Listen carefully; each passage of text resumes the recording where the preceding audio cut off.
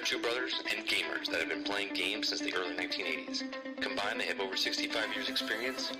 Join them each week as they discuss and rant about gaming and entertainment news.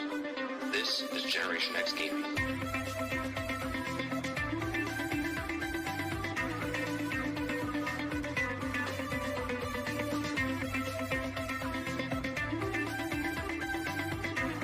Hello, everybody, and welcome back to another week, another episode of Generation X Gaming, the weekly podcast that goes over a few of the top stories from the past week, and we rant along the way. I'm your host, 30 and Still Gaming, and joining me each and every single week is Sgt McClusky. What's going on, bro?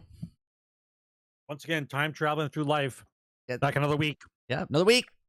Now got my Girl Scout cookie shipment in.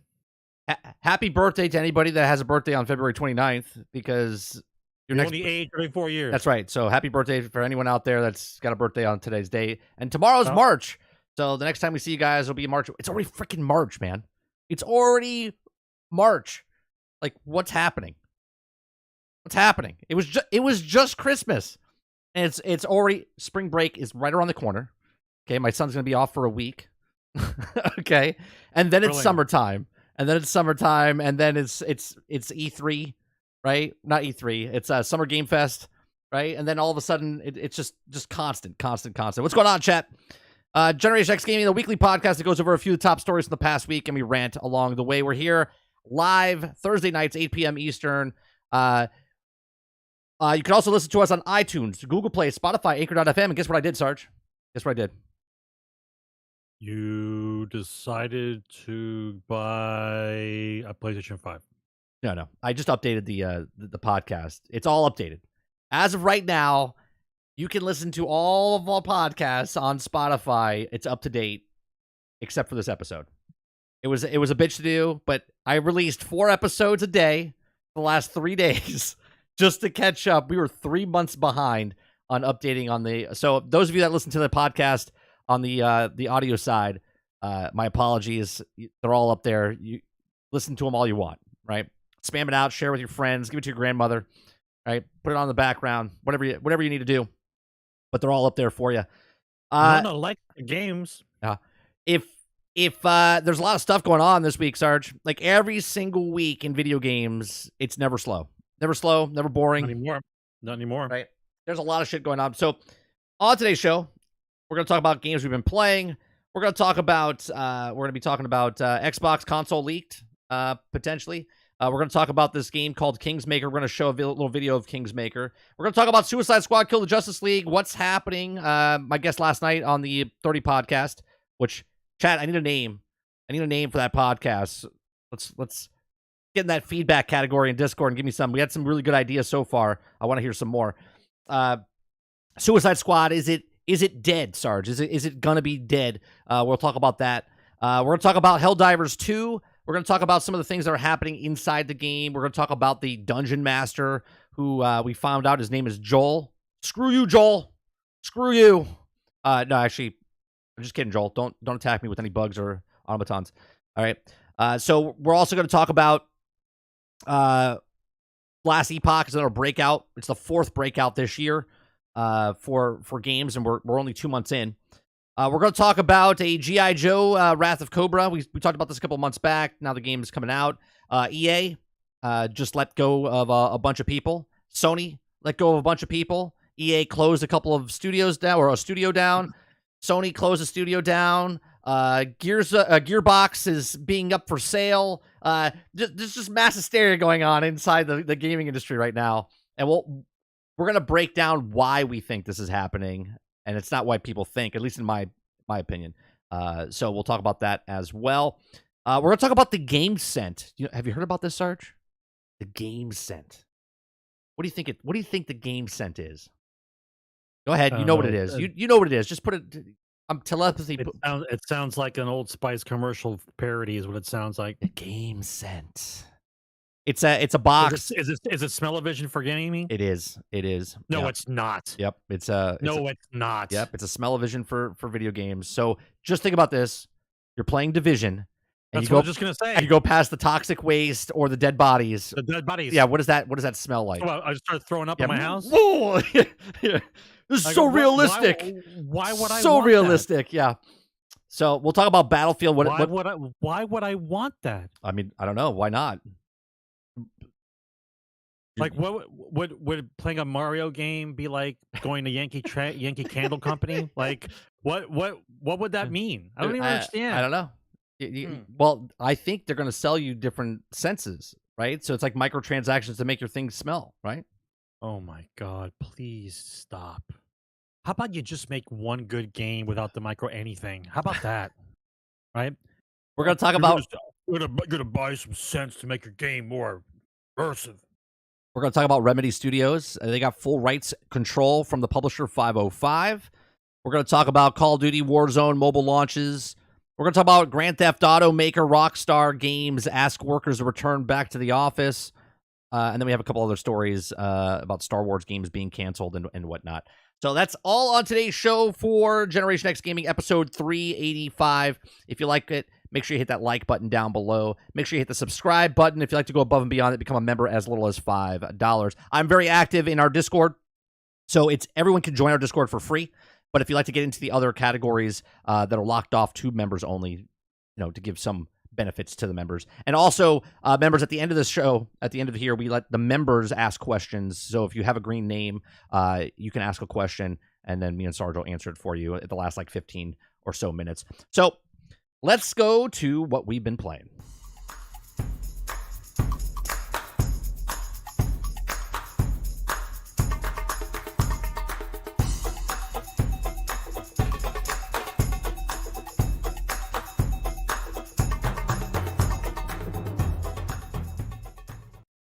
All right, Sarge, another week.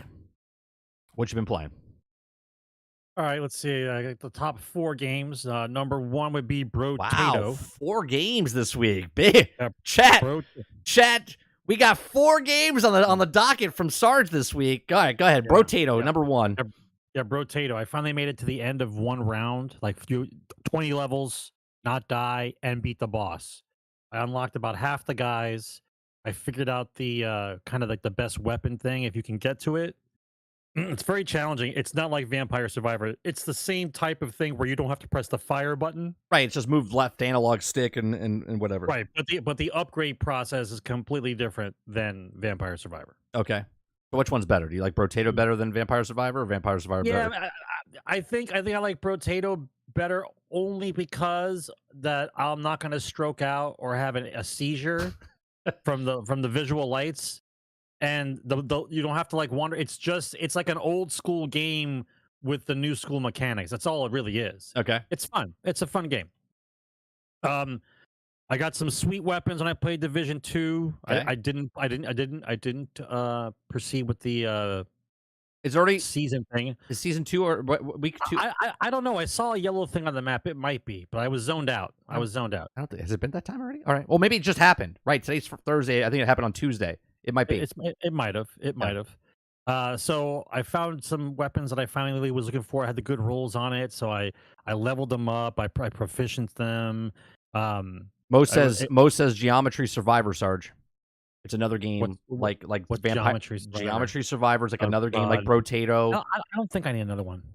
I think you need a third one. But I was playing with these randos today, and in Division. Yeah, we were playing Division 2. Sorry, chat. Division 2. Yeah, Division 2, and playing on heroic. And it's like when you're spec'd out well, heroic is not that hard. It's very weird how that works. Well, yeah, you can melt people real fast if you have the right build. If you have the right build, yeah. Otherwise, it's a slog. What was the other one I was playing? Of course, Hell Let Loose. I'm still waiting to see when those next updates are going to come out. Didn't they just do an update with the grenades or something inside? They did.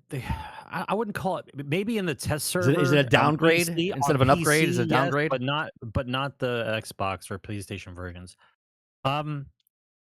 The game is the roadmap. I saw the new roadmap. I'm like, yeah, okay, I can see what you guys are trying to do, but it's like you're just pissing away time. You could be putting a flag in the ground and saying this is how a first-person team shooter should be, and just pad out the game, like pad it out, like make it stand out. Right. There's no other.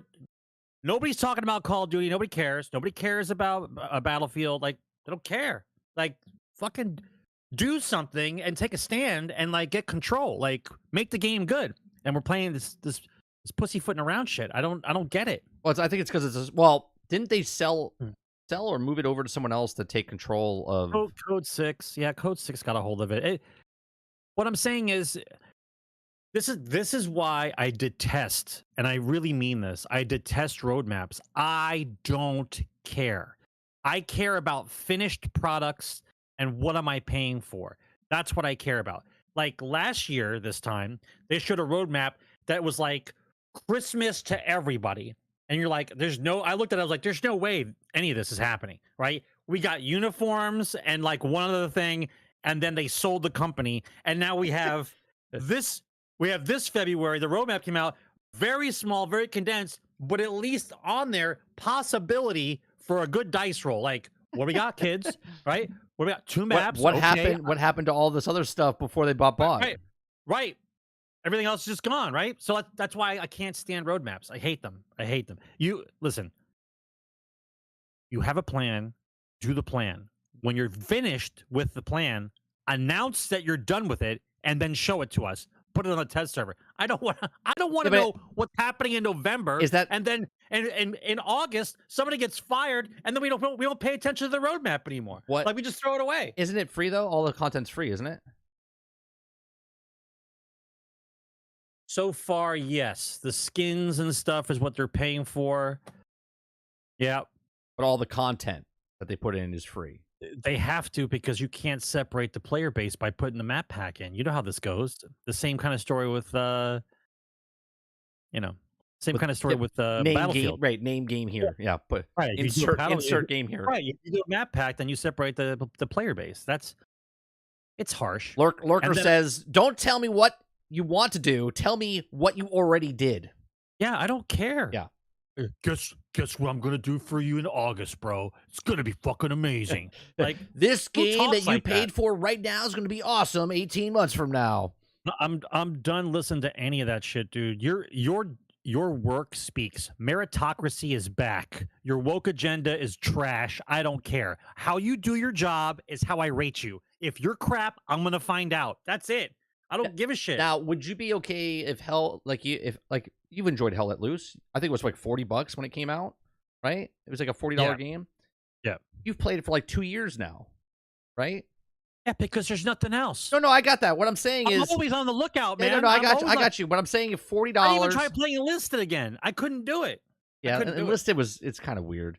Enlisted, fun in concept, but just not good. Hell Let Loose though, you got like 2 years, right? You got hundreds and hundreds of hours into that game. I don't know about hundreds. For sure. I don't know. I gotta look.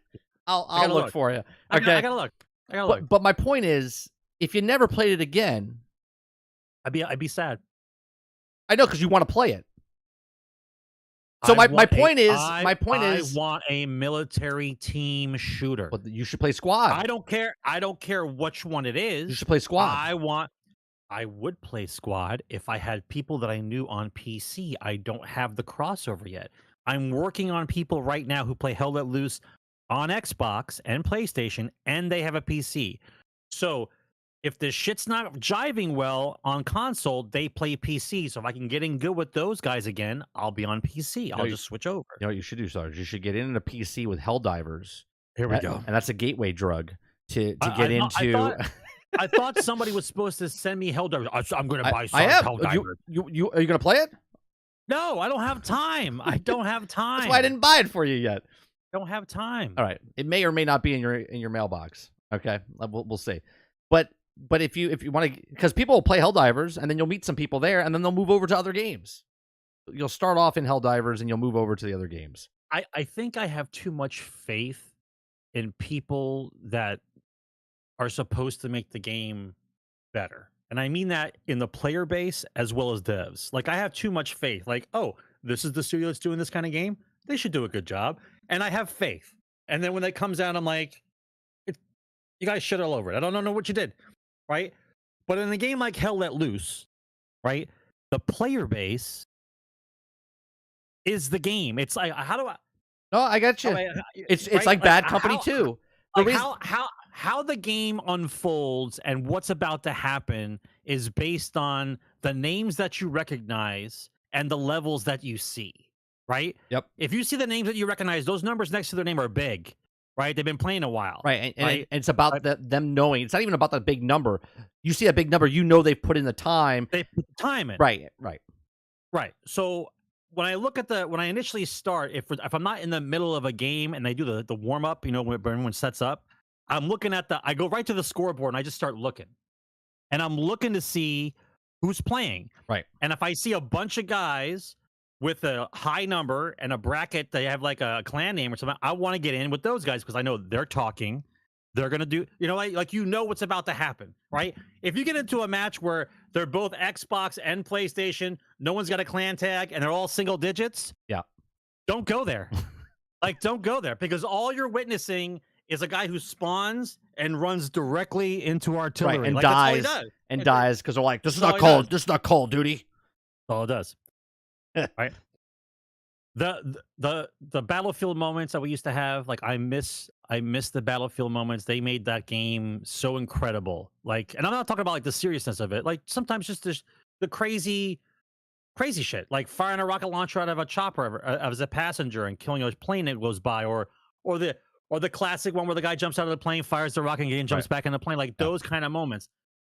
Fun. It's called fun, right? Helldivers. Hell Let Loose is the kind of game where it's fun, but it's fun because you're being organized. It's organized and stuff like that. Yeah, but it's very serious because it's a one-shot kill. There's none of this time to kill ratio shit, right? If you're within 50 yards and I'm firing a rifle at you, you're done, right? So everybody's just I laugh to this day. Like, if the point is there and there's hedges all around, but it's an open field, and they're all running across an open field, they're just like, and I'm like, I'm talking on the microphone. I'm like, what do you guys do? What are you guys doing? Ding. Like if you're gonna actually run into an open field, literally in a military, in a battle, throw smoke, throw something, some smoke, right? Give some cover fire, bring the tanks in, give some suppression fire.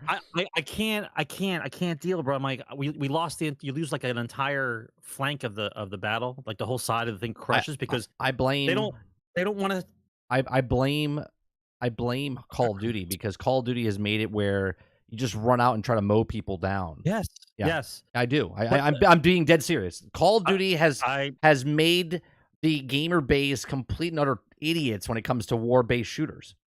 The overlapping of the classes, okay, when people understand the game, it's hard to explain it. When people understand the game, it doesn't matter what class you are. If you pair up with your, I guess, the appropriate class partner, right? If you pair up with them during the game, bless you. Excuse me. Like it makes the game that much more fun. Like that quick. It's that quick. Okay, so everyone, like, no one picks the machine gunner because they think that if you're going to be the machine gunner, you're Rambo, right? You're going to just like. The machine gunner has nothing to do with killing guys. The machine gunner is to set them up in a spot where they can't see them, because everybody sets up like on a fence. Yeah, they walk out to the fence and they go, on top, I got a machine gun on top of a hill. On top of the fence. Like I'm watching. I'm like, what are you gonna do? Like, I'm gonna kill some guys. Like, hey, go ahead, start shooting. And he goes, get, and he's dead. Like 2 seconds because they see him and they see the muzzle flash. It's like, dude, you belong back there on the roof. And your squad lead is supposed to put the binoculars on and go, shoot here. Yeah. Shoot here. Yeah, it's a team-based shooter. I don't get it, man.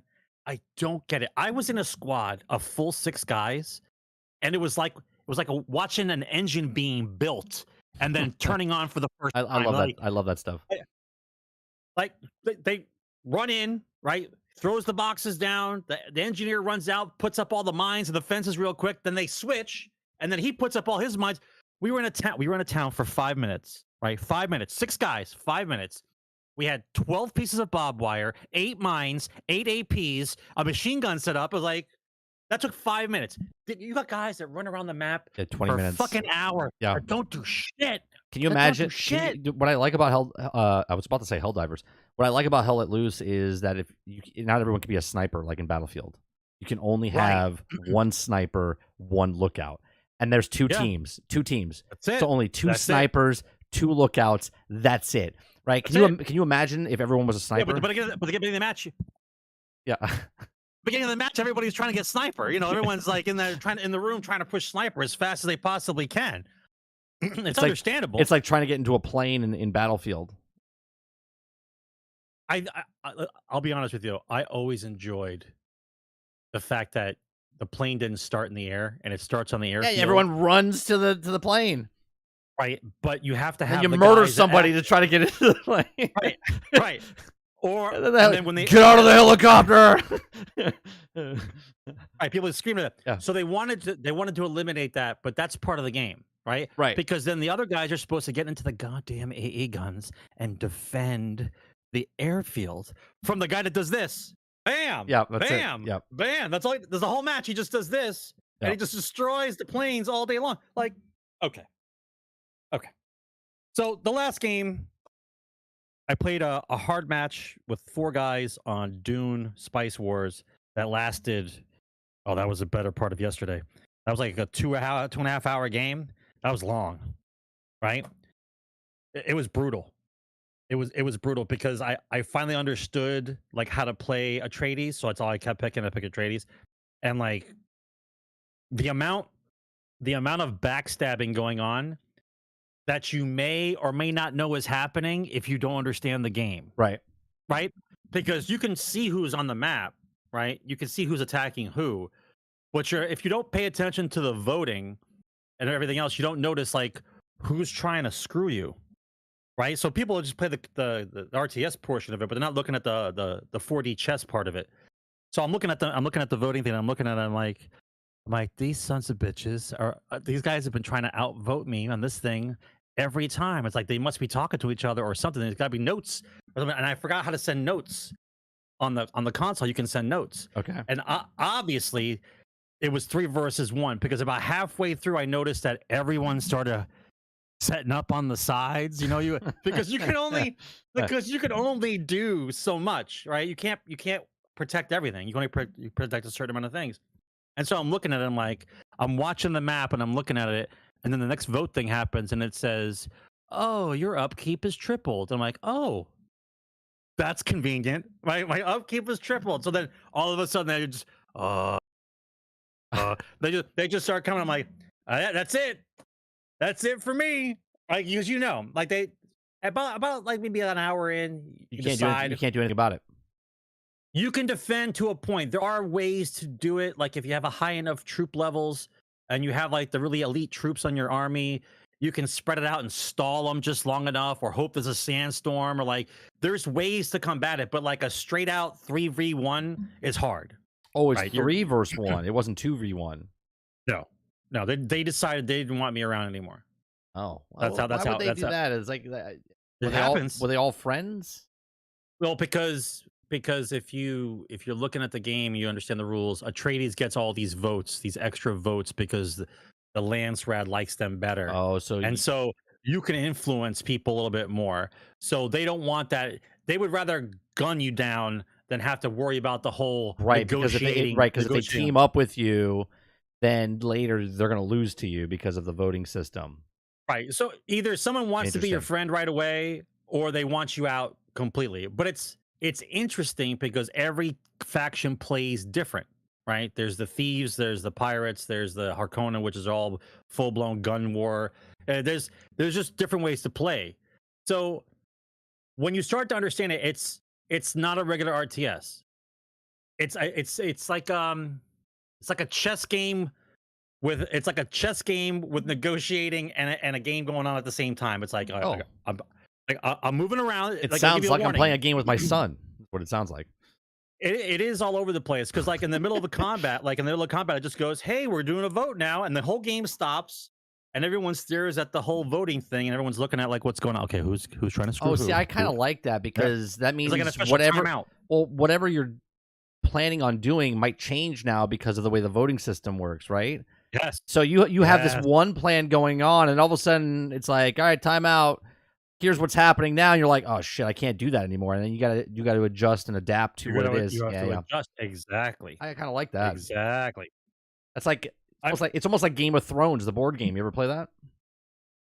I played the board game once. I lost 2 friends, and we never played it again. Oh, see, I played it. I used to play it every like Wednesday night for a good like 6 months at a board We game played night. it. We played 7 people. Took us 4 hours, and it was all hell broke loose. Yeah, yeah. I backstab everybody. Yep. Yeah, that's the way you do it. Well, you have to, because then you look like you're showing favoritism. That's right. You team up with someone and then you stab them in the back the next move and you take them over. Yep. Yep. Take the borders and stuff. Yeah, good stuff. So out of Dune Wars, are you constantly just trying to learn that one faction, or are you adjusting and playing all around?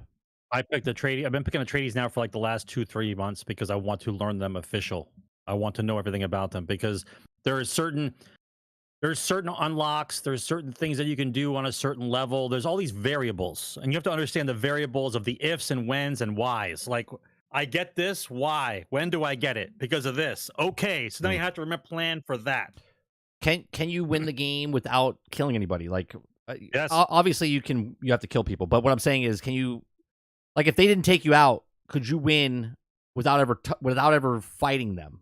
Yep. Yeah. Okay. You could sit and turtle and then do the whole economy stuff in the background. Yep. That's interesting. Interesting. Wolverine says rushing to the plane, so you blow it up because you couldn't get it first. That's right. That's the only answer. Right? Yeah. You're like, I'm a better pilot. That guy gets in. If I can't get in, that plane's getting blown up. Right? It's the waiting game. Right? Snipe your own guys out. Like, I find it funny. Like, right now in Helldiver, Sarge, there's people killing other people because they want PvP. And I'm like, this is normal. I was like, there was no like gun lust. It's gun lust. lust. It's just people want that plane. They want the gems. They want the gun. They want whatever. It's a little different in Helldivers, but I just like, it's funny. Someone killed us yesterday. I was playing. I just came in for 2 games. Right. The dude waited for us to get into the ship to extract, and he mowed us all down, and then picked up all the resources, and then escaped. And I'm like, you're an idiot. We share all of that stuff. Don't you? But not in his mind. In his mind, he's playing. In his mind, he won. He got it. That's right. He extracted. That's right. Yeah. He extract. He was playing an extraction. Division 2. Yeah. Division 2 into Dark Zone. That's exactly how he played. Everybody gets the resources, but this is how I have to finish it. He won. He won. Everyone. Yeah. He won that game. Let me tell you. Yeah. Congratulations. Any other games you were playing? I think 4 was enough. All right. Well, you beat me, I think, because I played Sea of Thieves with my son last weekend.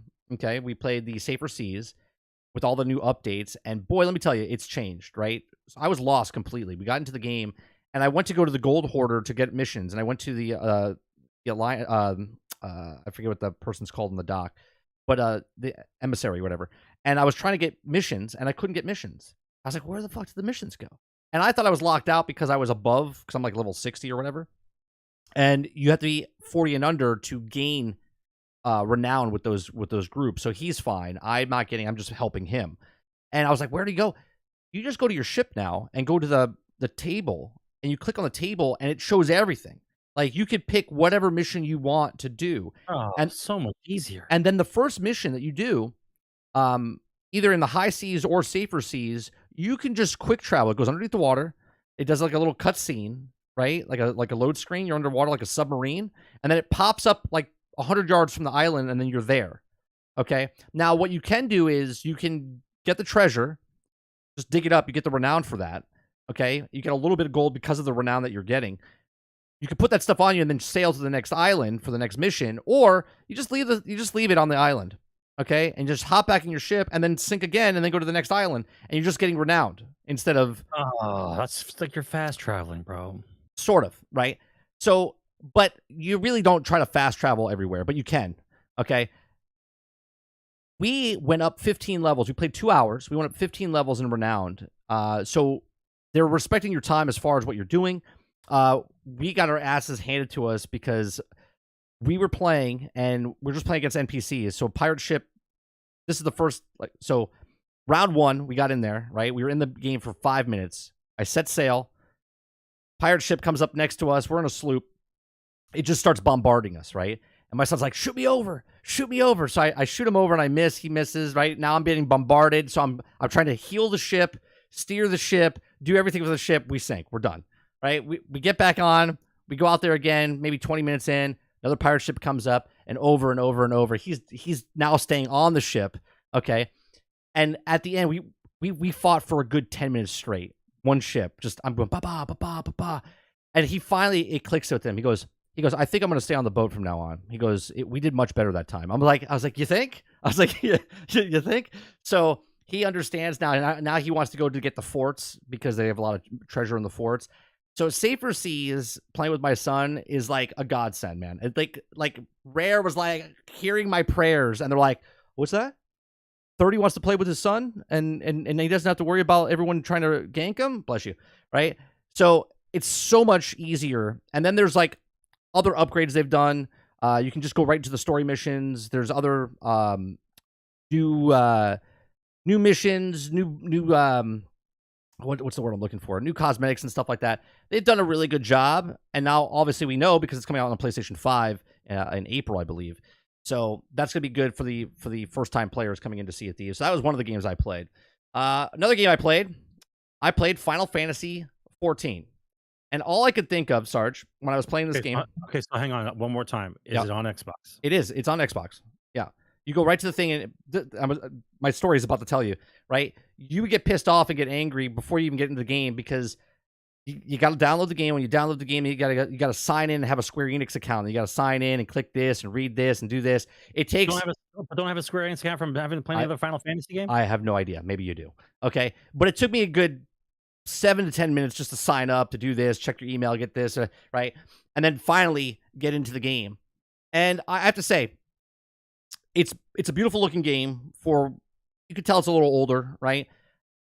I played for about 3.5 to 4 hours. It took me about 2.5 hours to kill something for the first time because I'm a marauder, okay, and I'm in this first city. And pardon me, I don't know the names. I think it's called Liasum. I forget, Liamese or something like that is the first city I'm in. Okay, it's packed. It's so goddamn big.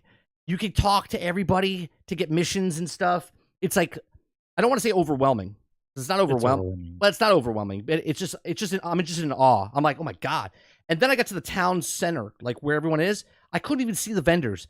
There's so many people in the game. Okay, all you see is tags and like this, right? You can't see where you're trying to click to get to the person. I'm like, Jesus Christ. I was like, there's a lot of fucking people playing this game. So, well, is there only like 2 servers? I have no idea. Is that why there's so many people? That's it, John. Yeah. Right. So it's a very, very slow start. Right. And I started laughing as I'm playing because I hear IGN in my head. I hear all these other outlets when they play a new game now. They're like, oh, this insert name here. This game takes forever to start and blah, blah, blah. Final Fantasy 14. I did nothing for 2.5 hours but run around the city, collaborating missions and going up levels and whatnot, right? Like reading everything, trying to figure out stuff. That's how an MMO starts. Yes, yeah, absolutely. I'm not complaining about it. I was just laughing because I'm like, man, you could tell those people never played this game, right? Because I've never played Final Fantasy 14. This is my first time ever playing. And I was very impressed with what it was. I kind of like the combat style. It's a little cumbersome on the controller because you got to click like... the back button, and then it makes like a mouse cursor on the thing, and then you can use the D-pad to move it over to different things on the UI or the HUD, and then you can click. It gets a little weird playing on the controller for Xbox, but they've done actually a pretty good job of doing it, in my opinion. I actually like the combat. My son even saw me play it, and he's like, "Hey, can I play?" I was like, "Yeah, sure." I was editing something while I was waiting in the background. So he came in and he started taking control of the character, and then going around, he picked it up a lot faster. Okay. And he started killing things out in the world. And he's like, oh, this is good. And he's like locking onto the targets and playing. And I was just like, this is actually pretty good. So I'm going to take my sweet, sweet time. One of my downvotes for the game, and it's not thinking against the game itself, is just that since it's been out, which is like what, 11 years, 14 years, like you could tell it's an older MMO.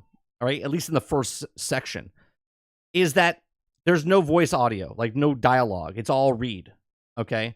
And now that I've played like Elder Scrolls Online, I've played the Old Republic, you know what I mean? Everything's voice acted. So when you're playing this, there's no voice acting. It's just all, dialogue and reading, which is fine. It's just now that I've played all these other MMOs over these past, a decade and a half, and they're all voice acted, it's a little strange, but I am enjoying it. So I'm going to play it like every Sunday. I'm going to go in and play for a couple of hours, take my sweet, sweet time. If I play every Sunday for 2 hours, I'll be playing until 2027 because there's like 500 hours worth of content just in the trial period, right? So I'm excited to play more of it. I literally haven't gone anywhere past like the first section, right? I don't even know what the first area is called. But you're in a different. It depends on the character class. Where you start. Depends on the town you're going. Yeah. So I actually really. So what server are you in? I don't know. I would have to check. Okay. Yeah, I'll let you know, and then you can come in. Not that it matters, because we'll probably never play together, and you'll surpass me and be like level 70 by the end of the weekend, because that's how you play MMOs. But yeah. So go ahead. What are you saying? Not always. I could play a game. No, when I played World of Warcraft, I was like, this is my character. I'm playing with you. All right. And you're like, okay. And I don't play when I'm not playing with you with that character. I come back on, and you're like, it's over here. I'm like, did you play? And your character's like 5 times the level that I was. I was like, you're like, well, I just played a little bit. Play a little bit. And it doesn't matter what MMO we did. Every MMO, you've always surpassed me, even though I was ahead of you. And I waited for you, but you never waited for me. You just continuously go. Because there's always someone asking you to do something. Hey, can you do this for me? Hey, can you do this for me? It's fine, because then I'm not gonna play. I don't have enough time to juggle 2 characters, one to hang out with you and one to go by myself. I mean, I'm just saying, I would do it. So that's game number 2 I was playing, Final Fantasy 14. So I'm excited to go back and play that. Game number 3. Let's see. We played Division. We played Division last week. What else is a game? Oh, I played more of the Deep Rock Galactic Survivor, which is that sort of like Vampire Survivor that you played with Rotato.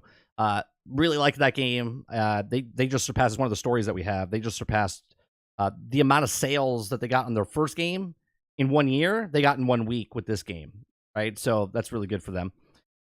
And then the 4th game is Helldivers, which I am loving this game, man. This game is so fucking fun. I did a run the other night. I don't know if you were watching me or you watched the past broadcast. We played a game. It was match 2. I played with a bunch of randoms the first match. Akuta Papa and Argus came in to the second match, and then we had a 4th rando with us, and we were just fighting the bugs on level 4. Okay, and while I was playing, let me bring it up a little bit. I'll show you what happened here. I made a breakout video of just, it's me running around, and no lie, me running around for 25 minutes. Okay, running away from bugs the entire time. Okay, it was insane, and at the same time, it was a freaking blast. So all I was doing here is this. Yeah, this is it. So I'll do this, and I'll put it at like 2 times speed just to get it through this. Okay, so as I'm playing, I'm running around, and I'm constantly just running for my life the entire time for 25 minutes. This is about 5 minutes into the actual run. Okay, and as I'm playing, the first thing I said was, Akuta Papa goes, "Hey, 30, make sure you're careful." Like, careful's my middle name, right? Joking around, and then this proceeded to happen for 25 minutes, and I thought for sure Joel, now we have a name of the dungeon master, was fucking with me, okay, by just sending countless bugs. Can't you get up on a rock or something? No, they'll shoot venom at you. They'll jump at you. The AI is very, very smart in this game. Okay, so I'm just running and having a blast, man. I'm out of ammo. You got 10 mags, and you run out of that real fast, and you have to drop more ammo. You're doing bombs. You're doing stratagems. You're doing everything you can to just keep going. It's just constant action. It makes you feel like you're in an action movie and you're the main star. Okay, it's awesome. Okay, Sarge, I swear to God, if you play this, you're never going to play another game for the next 5-6 months. Okay. This game constantly makes you go check out this event, go do this thing, go grab this thing, call this in, right? All of a sudden, reinforcements come in. We're playing the bugs. This is the easy part of the game. If you play the robots, it's like playing Vietnam. Terminators?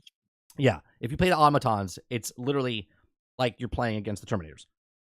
Okay. This game's balancing and stuff like that. It's not perfect. There's glitches and stuff like that, but this is just pure and utter fun. Okay. Like, look, I'm just running it. This is 17 minutes left. This goes for another 17 minutes, and this is 2 times speed that I'm showing you. Okay. For 25 minutes, I'm running around nonstop. I was exhausted. At the end of this day. I was like, Jesus. I just want to take a nap. Okay.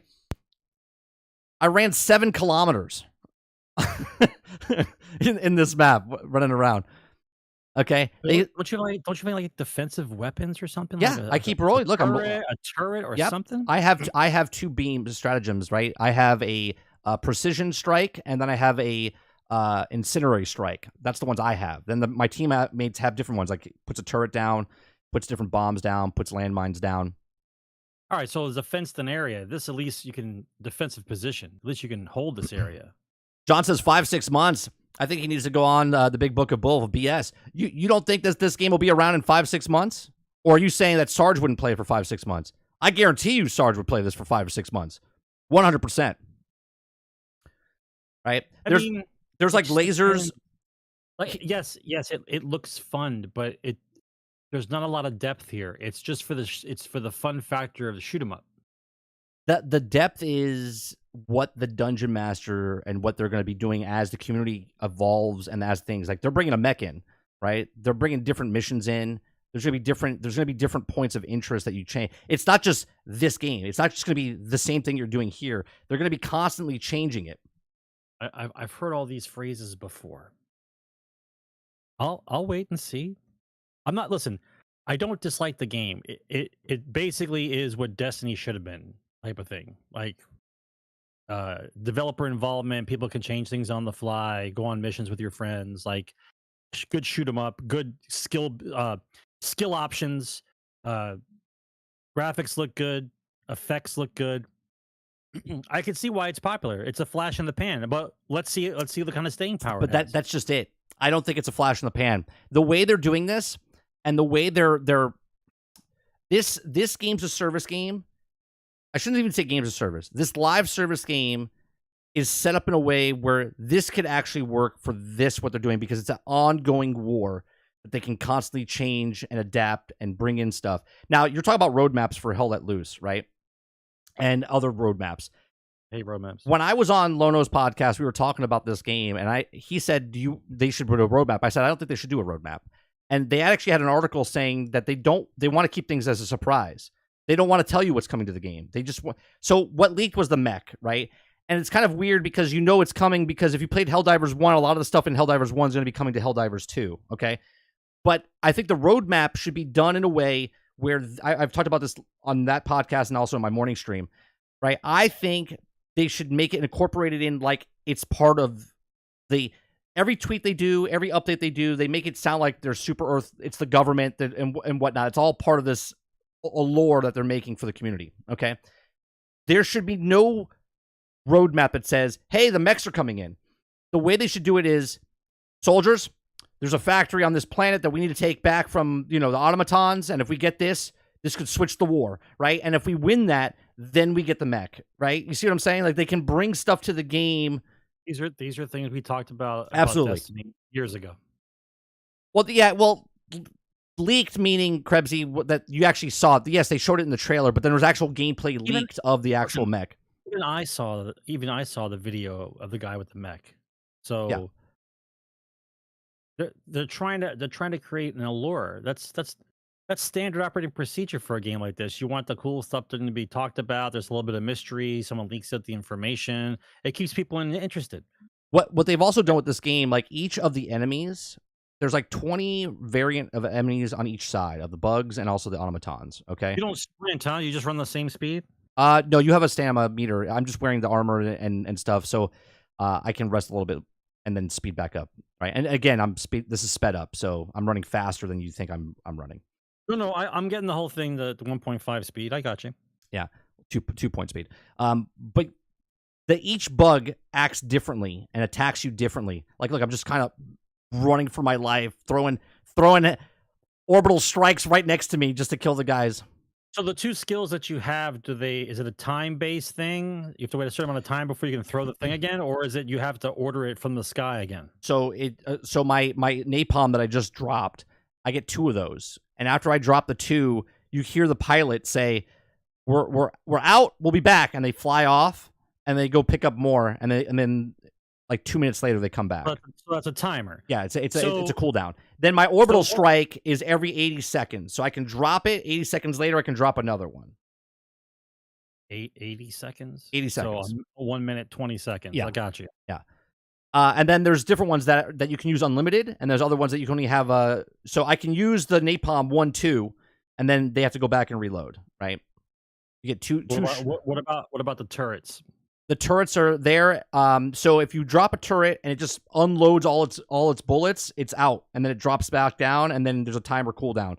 But if you help your turret, meaning like if there's small guys, you shoot the small guys and let the turret shoot the big guys. It'll shoot anything in its path. If you're in the way, it'll kill you as well. Okay, it doesn't matter. But if you help the turret take out the smaller ones, it'll focus on the bigger guys. So how many turrets can you put down? You can put 1 turret down. Just one? Well, you can have 2 turrets. You can load yourself up with, if you really wanted to, you could put a rocket launcher, a turret, a machine gun, and you could drop them all, right? And then they could all go if you really wanted it. Yeah. Yeah. I'm listening. I'm liking what I'm hearing. Yep. You could put whatever loadout you want, but then you wouldn't have the airdrops, right? You have 4 spots to use to use stratagems. Okay. Yeah, I'm more for firepower than AoEs. So I would be the turret guy. Yeah, and you could do that, right? You could do all the turrets if you wanted. Is there perks to getting the turrets quicker, or they do more damage? There is perks. Okay, so there's resources on the board, and you want to go to the board as much as possible to get all the resources you can. Okay, then you want to go up to higher difficulties because the higher difficulties have the rarer resources. You need the higher resources to upgrade your ship. When you upgrade your ship, you can do buffs on your thing, like the cooldown timers, like 10% faster or 5% faster. So now you're talking my language, right? Go ahead. So now the more resources you get of the higher tiers, then you can upgrade your ships. So you can take it down from, like, let's say the first one's like 5%, then the next one's additional 10%, and then those turrets and stuff can come back faster, faster timers. Interesting.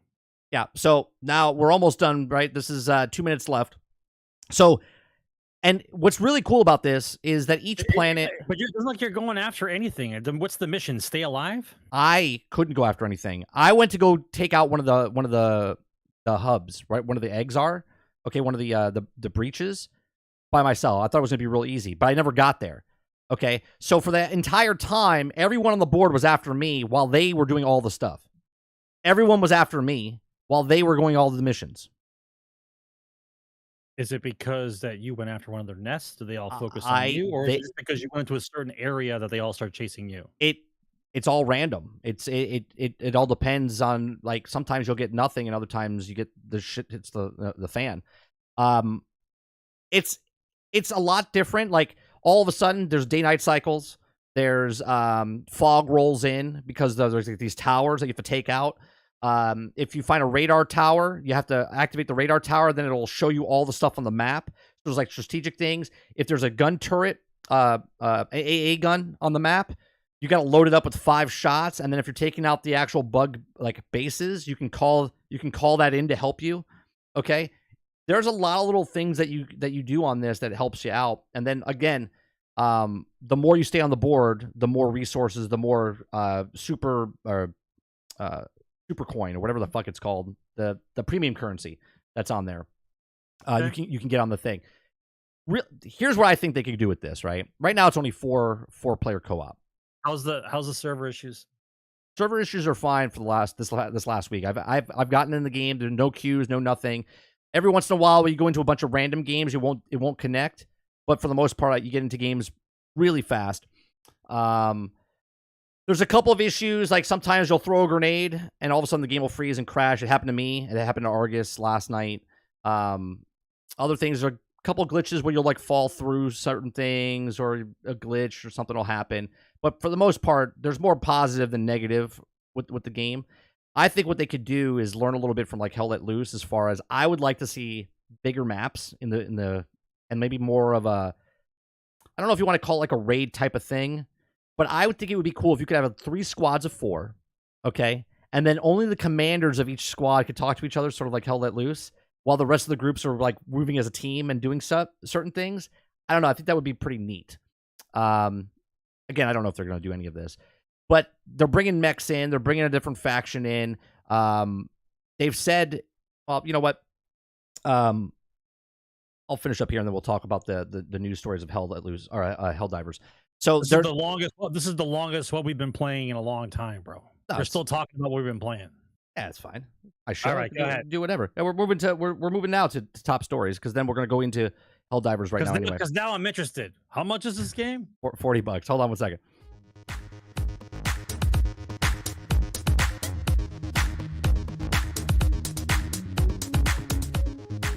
Each week, though, we both played 4 games. That's unheard of. Okay, so in Helldivers there is a dungeon master. Okay, and the dungeon master, allegedly. No, there's no allegedly.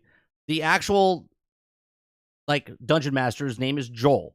Okay, and in this he can actually change or sway things that happens. Okay.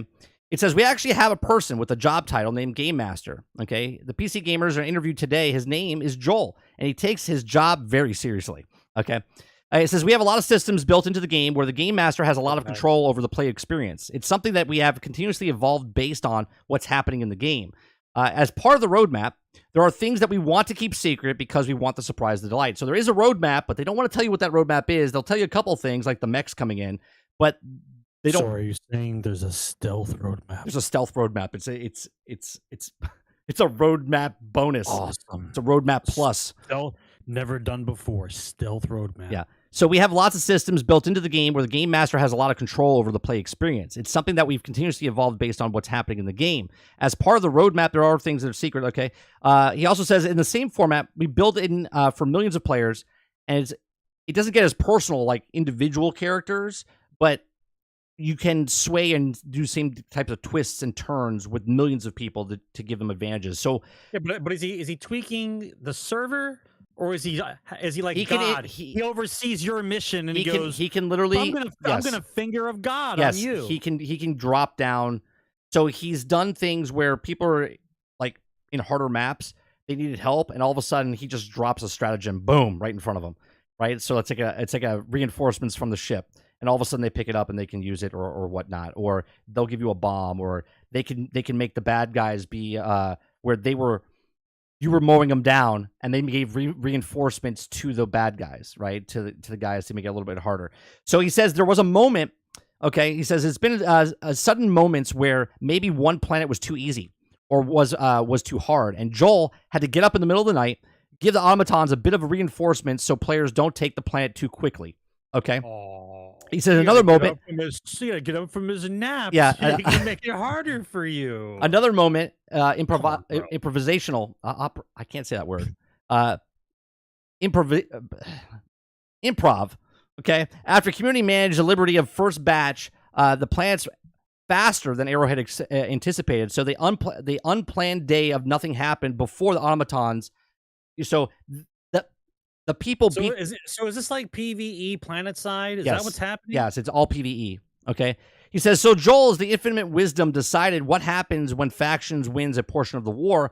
Well, the mines, everything that where the incendiary mine segment came from. Players might remember that for 24-hour period, there's an incendiary mine stratagem that was available for free on all missions. Okay, so he gave a bonus to all the people that have incendiary because they said we got the incendiary, factory or whatever. So then everyone had incendiary grenades to use for free. Okay. So it's a little things like that switch. I think this is really cool. And this is why I think that this game is different than a lot of other live service games, where other live service games, Destiny, Division, you got to wait days, weeks, months to see what's new, what's coming to the game. They give you a roadmap. Here it comes. In this game, they're like, automatons are attacking on today. You're like, what's happening? And then you go to the ship and they're like, this just in, soldier. we've been hit on the front line. You have to move in. And then it shows you on the map, and then you have to go fight the automatons, right?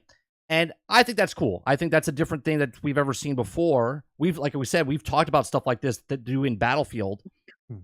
So I like the way you're explaining it. I like the way the game is set up, but is the difficulty level only for the 4 people? So is it like a hard mission is still 4 people, or like the harder missions are like 2 squads of 4? No. Like does it run like that, or no? No, there's 1 through 9 difficulty level.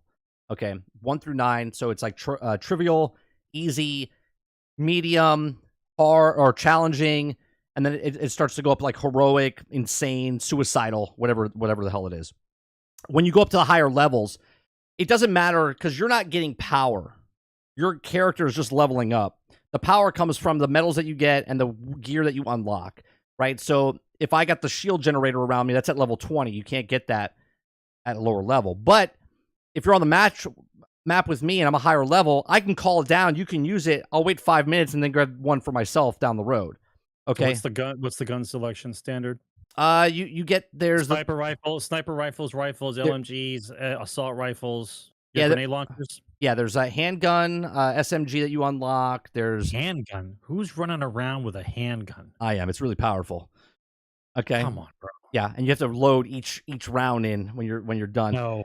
Or you could use the SMG where you're like and you're just mowing down people. Then you have like there's a sniper rifle. Like a heavy sniper rifle. It's like a 50 cal. How many weapons can you hold? You can hold a sidearm, a main weapon, and then a heavy weapon if you choose it as one of your spots.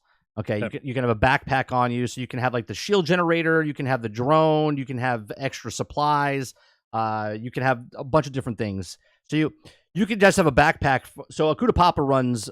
He does the not the railgun. I forget what the other gun is called.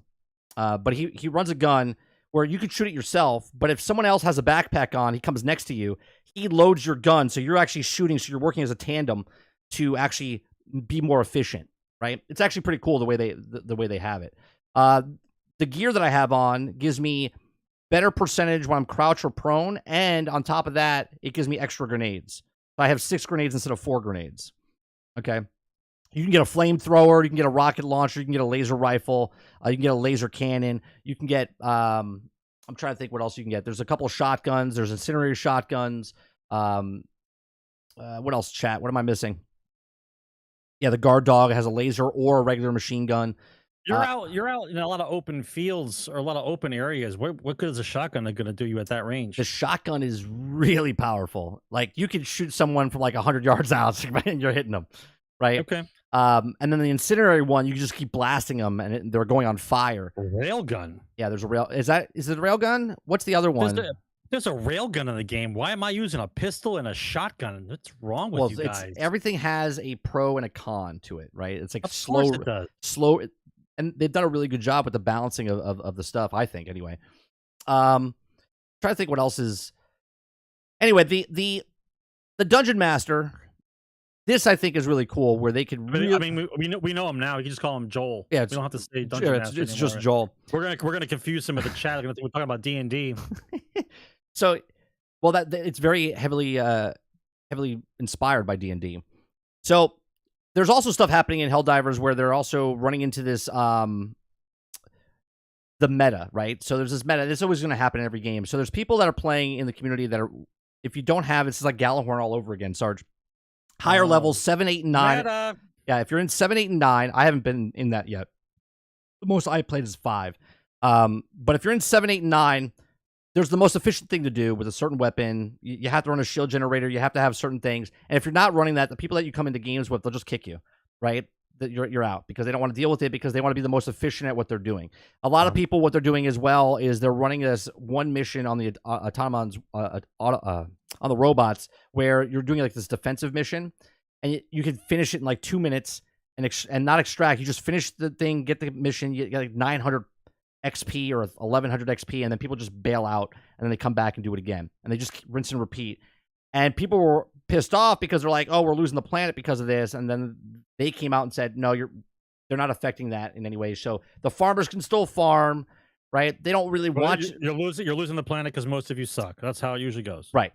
So there's metas But you, happening. but you can't set up a little base, right? You can't set up like a little fire base, Uh, something like that. no, there no bases yet. I said they should have some sort of support where you get like a barrier that comes down and something like that. I don't know. Oh, I see those little fenced-in areas and stuff. You guys can use that as a Oh temporary yeah, fire yeah. base. There's like You set up turrets and you set up stuff around yeah, it. yeah. There's like the I'm just extraction curious to see zone. what the variables are, if you can build stuff or not. It's cool. Yeah, nothing like that as of yet, but they could possibly bring in stuff. What's up with the little limp ridiculous dive that they do? Like, instead of it being like an actual jump, it's kind of like a just throw yourself. Yeah, it's just Like, yeah, you just dive into go ragdoll a little bit when you're doing it. That's most of the time it saves your life. no, It's I know that, but it doesn't look like it has any kind of momentum. It's like you're throwing like a dead body. It's like yeah, someone just kind of yeah, throws just kind them and of then the that's it. weight, just the weight, you just get thrown out. It's just a way to escape because you'll run out of stamina and then Ammo. ammo or stamina, and you're like tired of running, and your guy's like, oh, he just chucks himself on the ground. I've gotten out of so many different things. You can have that shield generator on you, and it helps you a lot. I mean, it saves your ass so much. And then you can also have this armor on, where it does like 50% more. What level do you need to be to have a shield generator? Level 20. Well, Level 20. yeah, someone could give it to you, and they can call another one in. So let's say I have it, I die. Oh, the ability to call it in. Correct. Not the ability to use it. Well, no, yeah, there's no ability to use anything. It's just anyone can use anything. So if I die, you could pick up my shit. So that's what people are doing as well, right? So you have team killers that are happening, right? They'll come in the match, they'll shoot their teammates, pick up their shit, and then use it. And then you die, and then you come back in, which is, I guess, no big deal because you... Well, when the match ends, does he have your gun because he found your gun? No, it all resets afterwards. You don't get to keep the stuff. So Yeah. it's just temporary. Yeah, it's just temporary for that mission. Yeah. You could also find stuff on the board itself. Like you'll find the railgun, you'll find Caches. a flamethrower. You Yeah. found the caches. Yeah. So it's actually pretty good. So Helldivers, I think, is one of the better games. It's a lot of fun out there. And for the $40 price tag, I think it's just going to get better and better as they go. And it's a really like smash hit for me, just because I like the gunplay and stuff like that. One of the other stories we're going to talk about is that if we talk about any stories, we're talking about it's just the Helldivers episode. well, that was part of the story. I got it. The Dungeon Master. It's part of the Got story. it. I got it. It's Right. the Helldiver night. So All this has been constructed, so I go buy Helldivers. I got it. I figured it out. that's exactly right. That's exactly right. I figured it out. Deep Rock Galactic Survivor, the Vampire Survivor game I was playing, they made Deep Rock Galactic, and when that game came out, it took them a year to ship 500,000 games out there. Okay, for that co-op 4-player dwarf game. Okay, in 1 week they did the exact same. They got 500,000 sales for Deep Rock Galactic Survivor in 1 week. For this game. So that's big. Now, obviously, it's $10 compared to the other game, I think was $30. But the fact that they sold as many copies of this game in 1 week than they did in 1 year of the other game, that's awesome. And I think not only does Deep Rock Galactic deserve, because it's a really, really fun co-op game, right? It's not Helldivers, but it's a really fun, you're in the caves getting resources and whatnot, and you're going up against hordes and hordes of bugs. So if you like Helldiver bugs, you could do that same thing in Deep Rock Galactic. But with Deep Rock Galactic Survivor, it's a real quick pick-me-up game. You can get through a mission in like 15, 20 minutes, and you're through, right? So and you're progressing as you go. It gets a little grindy where I'm at right now. You have to put a lot of resources and stuff to upgrade to the next overall account level. But it's good that they have 500,000 sales in 1 week. Another story, Sarge. Rumor, new Xbox console leaked. Okay, so they showed that they were talking about the Xbox Series X discless one. Now, back in 2019, I think, I talked about how Microsoft was going to release a Xbox Series X and S disc and discless for both of them. It never happened. They just released the Series S with no disc and then the X with a disc. But now they're finally coming out with a Xbox Series X with no disc. So they're not abandoning the consoles like everyone thinks there is. Let me guess. More storage. I don't know if there's more storage because we don't know much about it yet, right? There's rumors that it's all white, right? That reminds me. I got to look up to see if I can get one of those hard drives. Add a hard drive to the Xbox. It's on sale It's on sale recently on Amazon for the 1 terabyte. It was like $129. Is it Microsoft compatible? And It's not like a third party, it's the Seagate third party one. It's the Seagate one. It was on Amazon like 2 days ago. I don't know if it's still on sale, but it was like $129 for the 1 terabyte. It was like $250 for the 2 terabyte, which I don't think is worth it. But the 1 terabyte was $129, I think, or $125, $129. It was on Amazon. One of the other games I want to talk about, Sarge. I saw a video of this the other day. Let me bring this up real fast. I gotta make sure it's mute. This is this because it's black.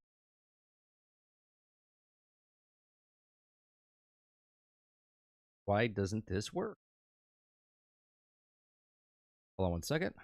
Trying to get, you know what? I'll just go to YouTube. I don't know why it's not popping up. Okay. So there's a game coming out called Kingsmaker. Okay. And Kingsmaker is this medieval game with a little twist. Okay. Kingsmaker is a game where all of a sudden it's like a guy from modern days, or the future, I should say, goes back into time in medieval, and he's killing basically everyone back there with pistols, shotguns, grenade launchers, pickup trucks, helicopters. And it seems pretty interesting. It's like an RTS, it looks like, at one point, like you're setting up the missions or controlling the group. And then there's you controlling just your character in third person. And it looks just like a stupid fun. Okay, now this is single player and also co-op. And I think it looks like a lot of fun. And I think it's interesting that games like this... What is this go? Why is there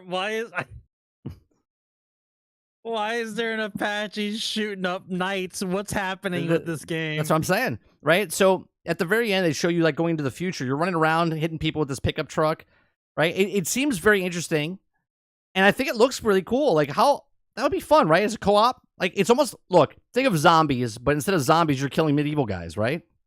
So I know, but what they're saying is you're going into the past with futuristic weapons to kill medieval people. It's basically like a zombies thing, but not zombies. Right, not zombies. After, and like you're saving the people, right? You're saving the civilization from the bad guys by coming to the past and saving this land from these people that need your help, right? So you're like the god that all of a sudden comes out of nowhere, and you're slaughtering people with modern day technology back in 1461. The guy's just running over people with a pickup truck. Come on, bro. I think games like this is how you separate yourself from other games, right? There's a lot of games that are the same. You know what I mean? Yeah, I know. No, I know. I appreciate people who try though. So I think this looks like fun. I don't know how much it costs or anything, but I think it looks very cool, and it comes out supposedly later this year. It says Kingsmaker offers a unique RTS action experience with time-traveling humans facing medieval armies in epic battles. Players can also use modern weapons like Apache helicopters, automatic grenade launchers, and medieval setting. And developer Redemption Road Games, Kingsmaker aims to stand out medieval combat game with strategic gameplay. So I don't know. I think it looks cool, and I'm interested to see what happens with that. We already talked about Helldivers. Let me see what else we got going on here. I don't know. Yeah, that hard drive is $249. That's on sale, huh? That's the 2 terabyte one. Yeah. The one is like $129 for that one. Not the Seagate one though. I don't know which one it is. So speaking of like Helldivers, speaking of Pal World, speaking of Deep Rock Galactic Survivor, people want to play? Another game that came out was Last Epoch, which is like people are starting to say it's between Diablo and between Path of Exile, right? It's a medium between the two. It's better than Diablo, but not as good as Path of Exile. It's an action RPG. I forgot what it even looks like. It's an action RPG, and it's Enshrouded also came out, and it's not as beautiful looking, but it's very good looking. For what it is, it's a smaller team. Now it's not. So she's a 6. What are you trying to say? No, I would say it's more like a 7.5 to an 8 visually, right? I was watching Force Gaming, and he said you can see like it's not as polished. He goes, but the amount of stuff that you can do in the game, like they do above and beyond what the other games should be doing. Okay, like there's a filter system in this thing that you can really like hone down. If like you're looking for a specific thing, you can change it and really search for what you want. Or if you don't want to see like lower tier gear, you don't have to see it at all. Type of stuff. They have a really rich end game. They have a lot of stuff as far as the upgrades and your skill trees that you have. You can respec at any time. Lots of stuff that you can do within with the last epoch, and it's actually a pretty cool concept. What we were looking at when we were watching Force Gaming is that he showed that the map as you go through, you're like a time traveler. And correct me if I'm wrong, Check, 'cause I haven't played. I'm just trying to remember what Force Gaming was talking about. So like, there's different areas of the time frame. So like map 1 is like, let's just say in the past, but then there's the one that's in the future, but it's like a devastated area. So you're like on the same map, but there's like 4 or 5 different variants of that map that you're on. So it changes as you go through for different time periods, which I think is pretty interesting as well. It's $35.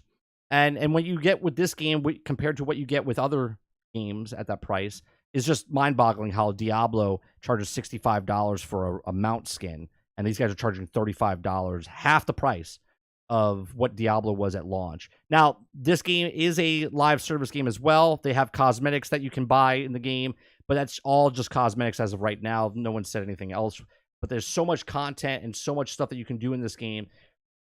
This goes into the next topic, right? All these companies are starting to let go, right? Microsoft let go of 1,000+ people. Sony let go of like 600-700 people. EA let go of people. Lots of people are letting companies go.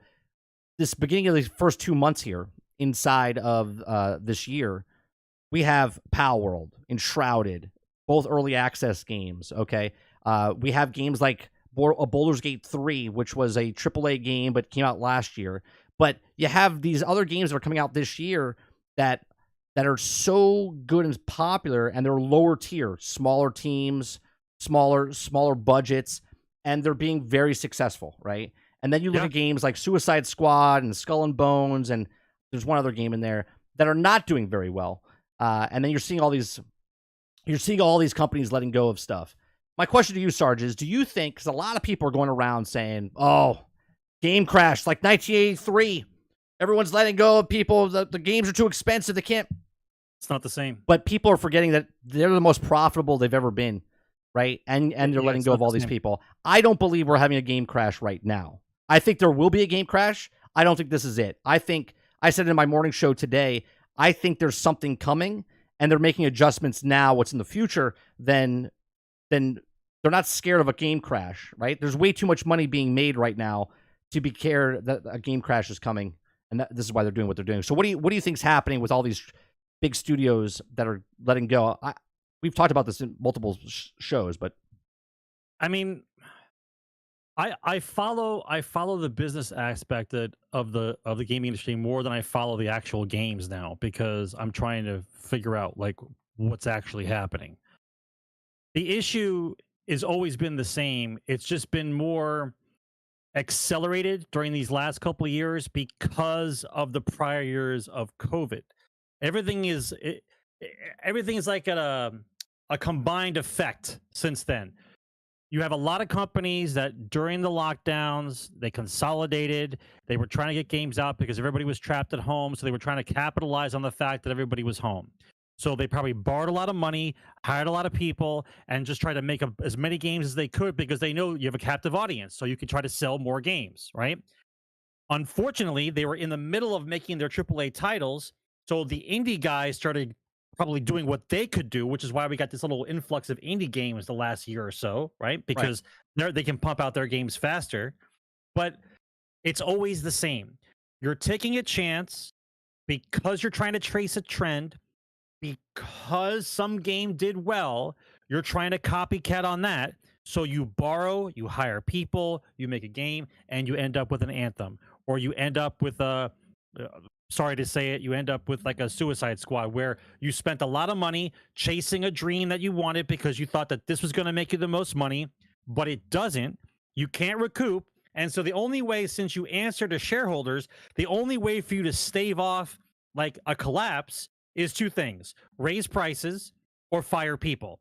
Now, if you raise prices, if your game's not selling anyway, you can't raise the price. You're trying to sell the game, so Right. you can't raise prices. Your product is one product, right? You're a studio. You're making that one product. I can't sell it. I got to sell it for cheaper. So if I can't raise the prices, the only other answer is I got to fire people. Right. That's how this goes. I mean, just like start now, right? You guys started a new year. You guys are paying attention. It's March, right? Pay attention for the next 3-4 months. Who hires who? Take a little notepad. What studios are saying they're going to make something? What studios say they're going to grow? Right? Keep track. If the game does well or doesn't do well, watch a month or two after, or 3 months after, when the next quarter happens, and see if they start letting people go again. In my mind, the AAA studios are paying way too much money for whatever's happening. I don't know if the guys on top are getting too much money, because we already know the devs themselves aren't getting paid enough, or the testers aren't getting paid enough. But it just seems weird to me that we go through this all the time. There's no more physical product. I'm not shipping it. There's no manuals.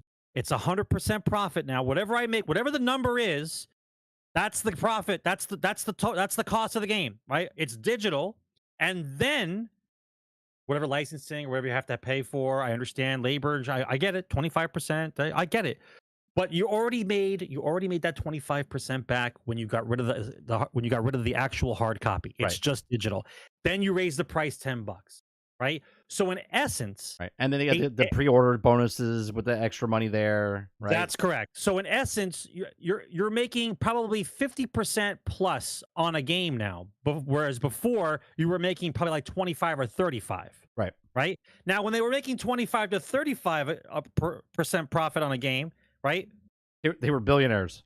Everybody's making games, right? So the games cost more, we're charging more, but we can't make good games anymore. So now it's like this giant rotation shitfest. You're basically ruining an IP. Not only that, you're ruining the dev staff, where guys who worked really well together are now broken up, and they have to go their own way, and they have to find new guys, and they have to jive well with them again. Yeah, it takes time. Not everybody. I understand everyone thinks office is a office. People just work together. Like when you're making a video game, and the amount of time it takes to bond with another employee, to like figure out what everybody's trying to do, to get into the right mindset where we're working towards this goal. Right. Not everybody works the same. Right? Not everybody works the same. It takes good management to figure out which guys work with which guys better, and to put those teams together to make the games work. Right? Just like your analogy about movies, right? You got 200 people all doing different things, and we're trying to make this one thing work well. Right. It's a miracle that even a movie gets made. Right? Yeah. So here's the thing, right? Everyone's Insomniac, who's made not only one hit, right, with Spider-Man back in 2018, but they also made Ratchet and Clank. They made Miles Morales. They made Spider-Man 2. Spider-Man 2 became the fastest selling game for PlayStation first-party titles.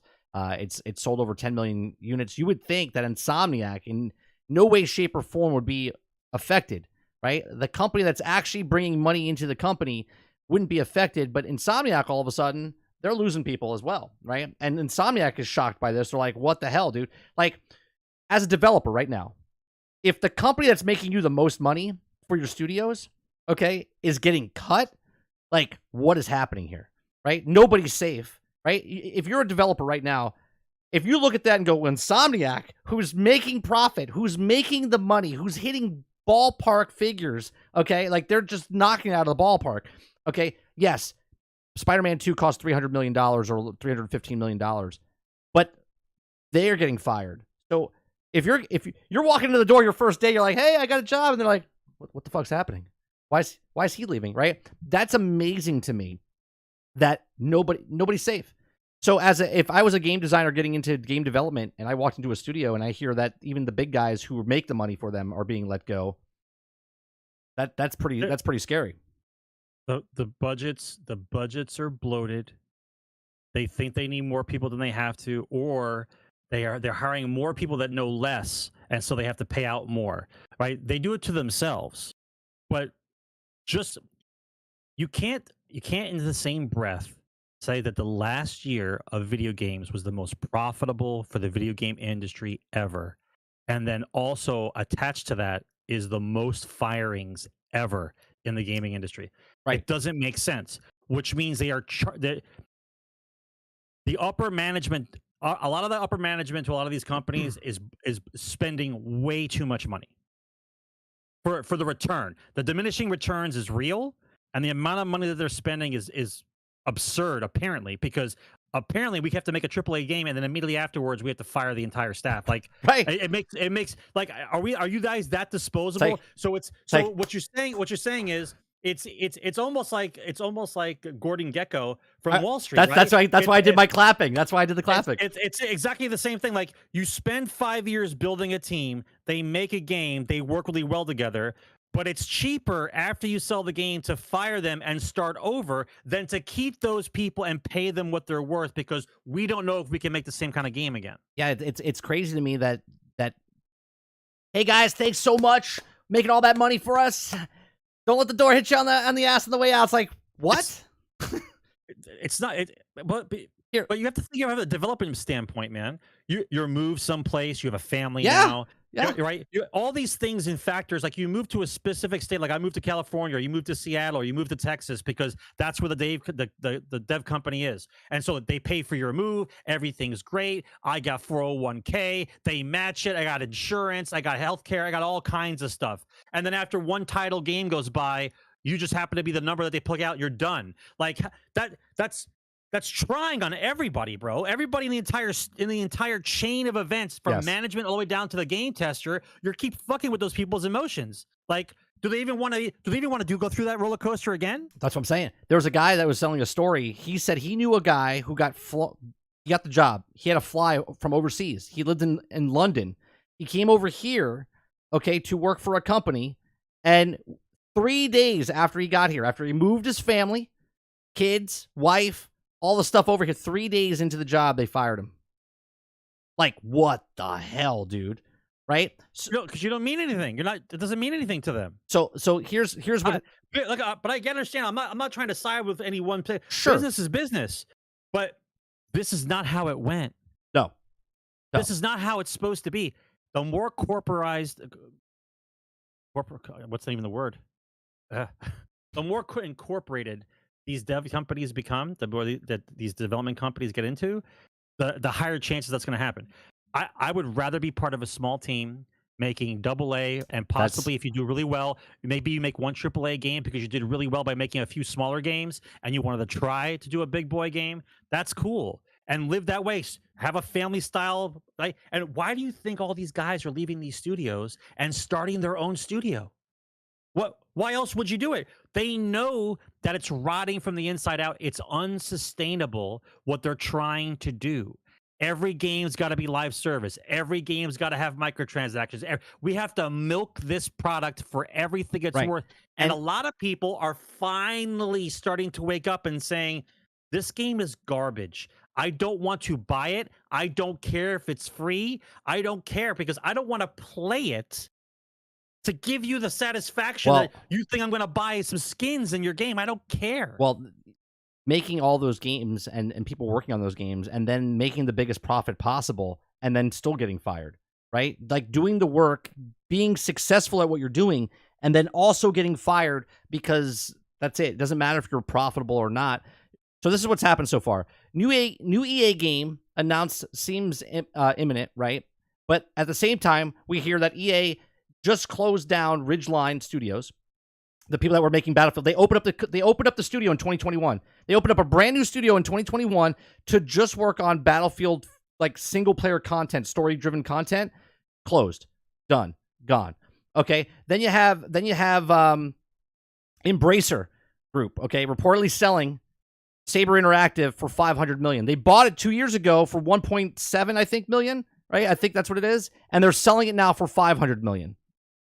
That's some good business there, huh? Is that the studio that's making Space Marine? Yeah, Space Marines 2, Saber Interactive. Yes. Okay. What's the parent company? The parent company was Embracer Group. Okay, so I'm a little concerned about Embracer Group. Wait, there's more. Right? Because hang on. Space Marine's not even out yet. Nope. Why It was would you supposed to sell- come out. It got delayed. Now it got pushed back to like August, September, right? And now you hear this. Yeah, but the game's not even out yet. Wouldn't you want the game to come out first so people know the studio did well and the stock goes up? Then you can sell for more money. Embracer just thinks that you should just cut the leg off in spite of your face type of thing and just get rid of it now. Yeah, right. I got to do some more research on Embracer. Is Embracer Group just a bunch of suits thought buying a bunch of video game developers was going to make them millions of dollars? So they treat them all like Kleenex? That's exactly right. Is that how it is? When this was happening, when Embracer Group was buying all these companies up and everyone was worried about Microsoft buying Activision Blizzard, I said, don't have to worry about them. I said, worry about Embracer Group, who's buying all these companies that's just going to pick them up, try to wealth their company up, and then try to sell them. And that's exactly what they did, right? They got all these companies up. They tried to get that $1 billion deal or whatever the hell it was from the oil bearer. It fell through, and now they're panicking and they're selling off everybody, right? For losses, for like less money, right? For a third of the cost that they paid for this Saber Interactive, they're actually selling it. So that's one. Gearbox is being ready to get sold, right? The people that make Borderlands, okay? Randy Pitchford's company next month is supposed to be up for sale. Where are they going? Who's buying them? Is Microsoft going to buy them? Is Sony going to buy them? Apparently not, because think about this. If they just released 1,900 people and 700 people and then all this other stuff, I don't think Sony's going to be picking up Arrowhead. I don't think Sony's going to be picking up Gearbox. I don't think Microsoft, obviously I do think Microsoft's going to pick up Gearbox. Okay. But where are they going? Okay. It's funny to me. Salty's even saying in chat, he's like, isn't this the company that didn't want single player games? Right? Who didn't want single player games? Then they had a whole company make for single player games and they fired them. It's mind boggling to me, the people that are in charge of these companies, right? And now EA is saying that we're abandoning anything that's not that's a major IP. They don't want to pay any more license anymore, right? So they stopped. Last week we talked about a Mandalorian game might be coming out. This week, that Mandalorian game is now canceled. It's not coming out. It's done. Okay, but when you're doing those kind of things, when you're going for the cheaper risk, rather, when you're going for the cheaper risk and you get rid of the things that are going to cost you more in the long run, that means they've been paying too much. They're on fire. They're having fire sales. Yeah. Like they're trying to, I guess you want to call it balance the books on some level. But when you start doing those kind of things, it means that you spent too much money, right? You spent too much money.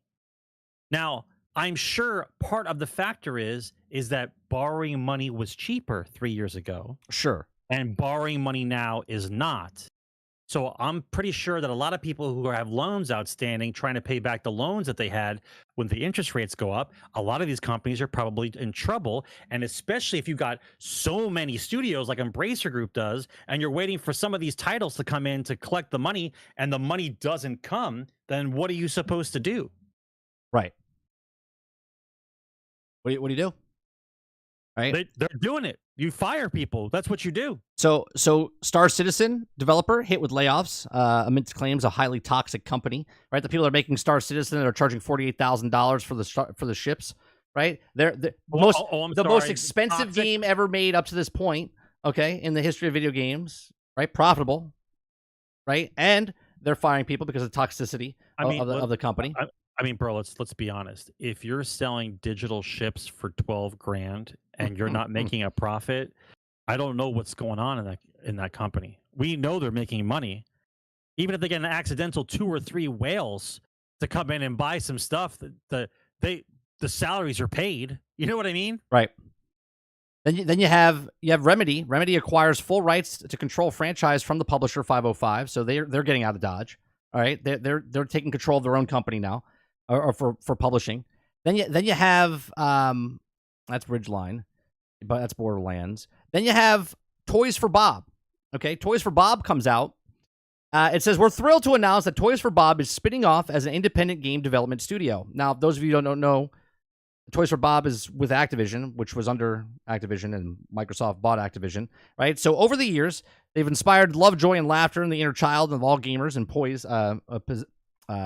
pioneered the new IP of hardware technologies in Skylanders and raised the bar for best-in-class remaster for Spyro.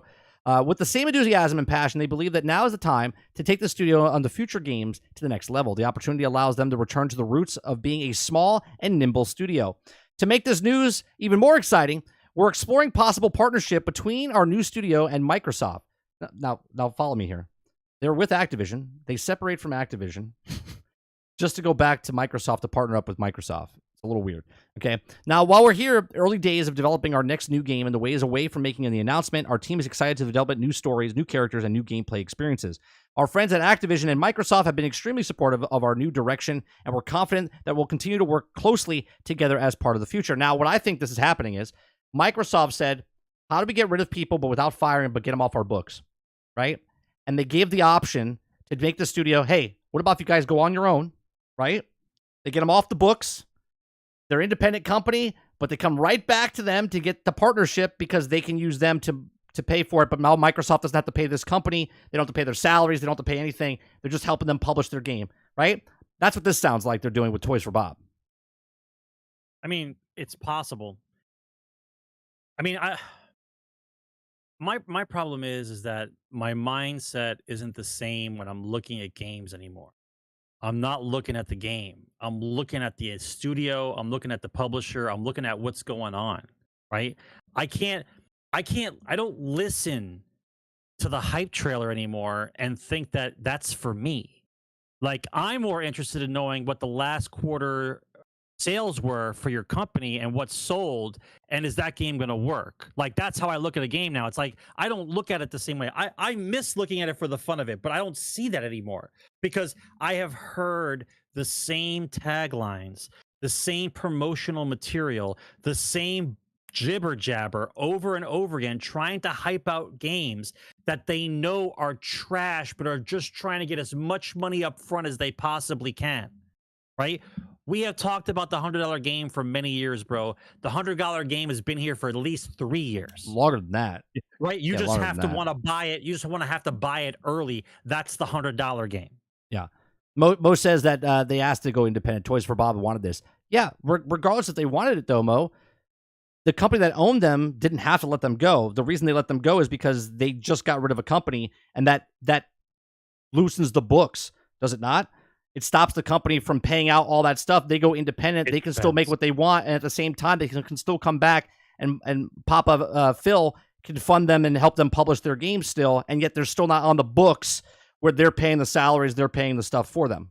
I mean, don't forget the businesses run the same way as people. So if you did, let's say your studio did bad the last couple of years, and let's say you spent $400-500 million on 2 games, right? Or 3 games. We'll say 3 games, right? It's 1 month of Game Pass. No, I'm not worried about that. What I'm saying is they take the loss, they fire the people at the end of the year, tax time. You show the loss, you got rid of all the people. Yeah. So you don't pay as much. You're getting a tax break for all the money you lost. It's a write-off, right? It works the same way with people, right? But what I'm saying is it's people's well-being we're talking about, right? I've never seen such turnover. The only other place I've seen turnover like this is like in a restaurant where people get fired and hired. Yeah. The wait staff gets hired and fired. But I've never seen like teams of guys who've been working together for at least 5 or 6 years. Some of these guys have been working together for 15 or 20 years, and they just fire them, or they're bailing, or they're starting their own studios. Like, you can tell that the hand of the corporatist is deep inside the pockets of the industry, and it's manipulating what they're supposed to do. They're trying to make a fun game. The guys with the suits want the most money possible out of the cash cow. Sure. And sometimes both those things don't cross. Those two streets don't cross, right? We want to make this type of game. Well, the data shows that this particular game with looter shooter, with boxes and superheroes makes the most money, so we should go for this. And then after you made 3 of those games and realize that you've lost your ass, that you still think that that's the answer. It makes you crazy. Watching this, it makes you crazy. I've never seen so many IPs just flushed into the toilet for no reason. Yeah, they've look. Well, I've said this in examples for movies all the time, right? I say that WB, Lionsgate, Sony, they all make movies, right? Like, movie studios make like 14 films that come out a year, right? But they put in the can like 20 films. A lot of those movies don't ever see the time of day that year. They might go on the shelf. They might come out years later. They might not ever. They might be just a tax write-off, right? Sony in the past made movies, okay, just to keep the license, never to actually release it into theaters, right? Now what they're doing is because they're trying to make money because the movie industry is hurting. They made Madam Web and they put Madam Web out there, but Madam Web bombed and they lost money, right? They would have been easier just to put it back on the shelf without ever releasing it. Wreck. WB did this with the Batgirl movie. This happens all the time in the movie industry, right? A lot of the stuff that happens in the video game industry happens the same way. Game's been worked on for multiple years, but instead of making that game and never releasing it, it might be like 5 years in, and then all of a sudden they go, boop, and they cut it. We never hear about it because back in the old days, there wasn't Twitter. There wasn't, everyone was a spy. Everyone would leak information, right? But the only way you heard about it is financial reports at the end of the quarters and at the end of the year. Right. If that, okay? It would be under a category of like lost whatever. Now, last week we reported that there's a Mandalorian game reportedly. There's mumblings of a Mandalorian game by Respawn. This week, right? Less than 7 days, canceled. Okay? You're like, what the fuck? Right? If they didn't tell us, we wouldn't have known, right? It would have just been canceled, and then you would have never heard of it. But to be fair, people don't remember the important information for over a week, and they go goldfish brain. So something like telling me there's a Star Wars game and then telling me it was canceled, that part of information is going to be out of my head in less than 10 minutes. I won't even care. Sure. Right? Now, EA, okay, they came out and said that we're not putting time into more big IPs, right? Known IPs, which is funny coming from a company that has a Black Panther game, an Iron Man game, has a third Marvel game in the works, but we don't know what that is, had Star Wars games in the works, like 2 of them, right? Because they have the Jedi Survivor 3 or whatever, the Jedi 3, whatever it's going to be called. For them to come out and say, we're not working with the IPs, the big IPs anymore, and they're working with games that didn't make money for them, like Immortals of Avium, which lost money, like bombed, okay? They're moving forward with that, which is funny because this is the same company that said no one wants to play single-player games, and then they made a single-player game, and then no one played it. Okay, and yet they're moving forward with their original titles instead of with actual like known IPs. Okay, which is just Android Wilson is just one of the worst CEOs, which is hard to say because there's a lot of CEOs out there that are really bad. Okay, but Android Wilson is one of them. So they're moving forward with Madden. They're moving forward with FIFA. Oh, I'm sorry, but FC. Whatever. They're moving forward with the NCAA. Their sports games are not touched, okay? At least those big ones. But they're getting rid of the big titles. And them saying that they're not really worried about, they don't want to make single-player games with them. They're making an Iron Man game. They're making a Black Panther game. They're making another Marvel game. Those are coming out, but they also don't want to put money towards those IPs anymore. What does that tell me as a customer? Right? Oh, great. You don't want to invest in those games anymore. You don't want to make single player games, and you don't want to invest in the IPs that we know. And those are what's coming out from EA in the next 2-3 years. Okay, but they just admitted their own problem. They don't want to spend money towards the IPs that they have. They don't want to give them the money. That's right. No, because they pissed on them to the point where they're unprofitable now. You destroyed your own IP, and then in a press release, you say, we're not going to spend any more money on those kind of IPs anymore. You're the one that fucked them up. Right. That's why you don't want to spend money on them, because you know there's no money in it anymore because you fucked them. They shit on the dinner table, and now everyone's like, hey, there's shit on the table. Be like, yeah, you put it there. Yeah. Well, I can't have dinner now. There's shit on the table. Well, you're the one who took a shot there, buddy. Yeah. I don't get it, man. I have never seen a direction like this from these companies before. They caused the damage, and then they put the press release out saying that, well, we're gonna have to try something else. Like what? More Candy Crush? Like what are you guys gonna do? Shit all over Battlefield 2042, and then cancel the next Battlefield single player stuff and universe stuff. How do you fuck up both FPS shooters, both of them, in less than a nickel? Call of Duty and Battlefield both. You fucked them up so bad. Well, Call of Duty is Activision. What they they fucked up Titan. No, they went mobile. No, but EA owns Titanfall. They fucked that up. They fucked up Battlefield. They fucked up Battlefront. They fucked up single player games. Right? EA's fucked up a lot of stuff. Yeah, but Call of Duty being a separate issue. Just a sidebar. Like they don't care about console Call of Duty. They've got a bunch. Yeah, but Call of Duty is Activision, not EA. I understand that. It's the same. It's all the same world, right? We're concentrating on mobile, Oh, well, right? yeah. Millions of people can play Call of Duty on mobile, so we don't have to worry about that. Now we're over here. How's that? How's the Blizzard lineup looking? How many It's not more looking people? How many more people have to leave Activision Blizzard? well. There was a guy. What's his name? Chat. Someone said it earlier in the morning stream. There was he's a streamer now. He worked for Blizzard and he worked on Starfield 2. Okay, Starfield 2 sold Starcraft. Sorry, I said Starfield. I thank you. Starcraft 2. He worked on Starcraft 2 and it made nothing. He said that World of Warcraft one mount made more money 10 times fold than what Starcraft 2 brought in for the entire development cycle of the game, right? Because this is the kind of people they've Thank you. cultivated Pirate over Software. Pirate Software. This is the type of people they've cultivated. That's crazy, man. Where more people buy skins in a game that they play than actual pay for the game. So of course, back then, I'm sorry to say this, during StarCraft's 2 development, the point of that game was to make the game. Right. Wasn't to make a platform in which to sell digital product. Your ability to make a game properly and to do it well was how your company stayed afloat. Right. Now we're just trying to barely get across the finish line, barely push it over, right? Fix and let it be a vessel that they can buy digital crap from it. That's right. Is that what the gaming industry now is? That's is that what it is? Yeah. Because that's why I don't buy half the shit that comes out because I don't care anymore. Yeah. I don't care. So it's sad. So you brought up Call of Duty, right? So Call of Duty Warzone Mobile launches real soon, okay?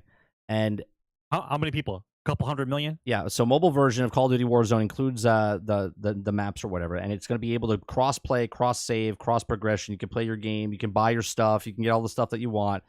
Okay. There is 100 million people. Okay, there it is. 100 million people that are going to be playing that, and 50 million. All right. I think that's what it is. Hold on, let me find the actual. It said there's 50 million people already downloaded, like pre-ordered, basically. Like put it on their wish list. I'm trying to find it on the article. Right here. 100 million downloads of Warzone Mobile could be another big hit for Activision. 50 million players have already pre-registered to download the mobile game. Right. 100 million. Do you understand what 100 million people is, Sarge? That is Nintendo and PlayStation combined. For certain games, 100. Okay, or I'm sorry, that's PlayStation and Xbox combined for all their sales and more. 100 million people is 1 in 3 of this entire country. That's right. 1 in 3 people in this entire country playing Call of Duty. Potential. And let's say you buy whatever the $5 this, the $10 this, the $4 this. I mean. That's what it's for. That's exactly what all that's for. Well, what I think is funny, I made fun of it because now you can play. Do you care about making a game? You care about making the game anymore? Because it's cross play and where you can play and whatnot. You can literally play on your PC, stand up from your chair, go to the living room while you're playing on your mobile phone, and then sit down, turn the television on, and then continue playing on that as well. It's insane. Yes. Convenience. Yes. I wonder how toxic the Call of Duty in-game thing is now with 100 million people. I wonder if it's improved, or if it's just static. It's just one giant beep because nobody says. It's insane, and everyone doesn't understand. This is why Microsoft picked up not for Call of Duty, they picked it up for the mobile. Right, 100 million people can play this game now, extra on top of the people that are on every other console playing Call of Duty as well. Console is minuscule compared to mobile, right? Once again, we don't need to get into this, but I'm gonna throw the rock. Not the rock. I'm gonna throw the hand grenade. It's not about us anymore, guys. Anybody who's still talking about PCs and consoles, yes, they're nice. Yes, they're cool. Yes, we've been building them since we were 14. Yes, we get it. But the future of gaming is handheld devices, and I don't have to sell you hardware. You're buying a phone, I'm selling you the software, and the software you can buy digital products on. That's the game. Yep. Right? That's the game. Because we're not talking about the market anymore. Because everybody understands this. The market when you're talking about mobile is the world. It's not a market. It's the world, because everybody, when you hit the age of 12, 14, or 18, depending on how lenient your parents are, you're getting a phone. Everybody on the planet has a phone. That's right. At some point, it's in your pocket. So am I trying to market to people that I tried to sell a system to and then try to sell them games? Or do I just try to sell the software of anybody who's got one of these in their pocket? That's how Which is the better business model. I don't know. That's how Microsoft became the company they are today, by just selling the software on the devices that people were using. That's it. Right? I mean, it might have taken 40 years, but they just overtook Apple for the biggest company in the world, right? Apple made the devices and the software, but Microsoft just made the software, and look who's leading that now. All right, real quick, EA, major layoffs at EA. Here's some numbers that I didn't say before. 670 people let go. 5% of the EA workforce, sunsetting some games, moving away from development of licensed IP games, at least one game canceled, and doubling down on their own IP sports games and massive online communities. That's what EA is doing for them. Sony is reportedly canceling Twisted Metal live service game as part of the mass layoffs. Now, a couple months ago, we were talking about how they had 12 live service games lined up. Then they postponed 6 of those and said that 6 of them are now coming out. And then since then, we've heard of Factions being canceled. We've heard now Twisted Metal being canceled. I think there was supposed to be a Spider-Man Online type of thing. I don't know if what's happening with that. So now they're canceling a lot of the stuff that's supposed to be live service games moving forward. So that's also another thing that's happening. Let's move. It seems blatant, though. At this point in time, though, I look at it from afar. Step back and look at it. It seems to me that it would be easier for the industry to try to make a bunch of crap that could make a bunch of money right away, with all these games as service things, and then fail, and then get to fire everybody, and then just go mobile. Right.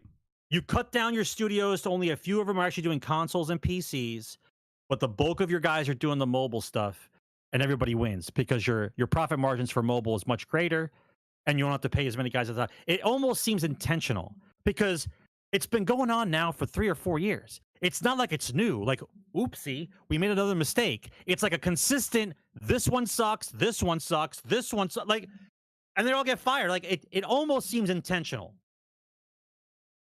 Jason Marshall says, Sweet Baby Inc. was involved with the Twisted Metal, so the cancellation was a good thing. All right, so the next story that we're going to talk about is the AI game scent, Sarge. It's the game scent. It's a hexagon, right? It's a hexagon that the attempt to increase immersion. One company is working on a device that can trigger smells to match what you're watching or playing and call it game scent.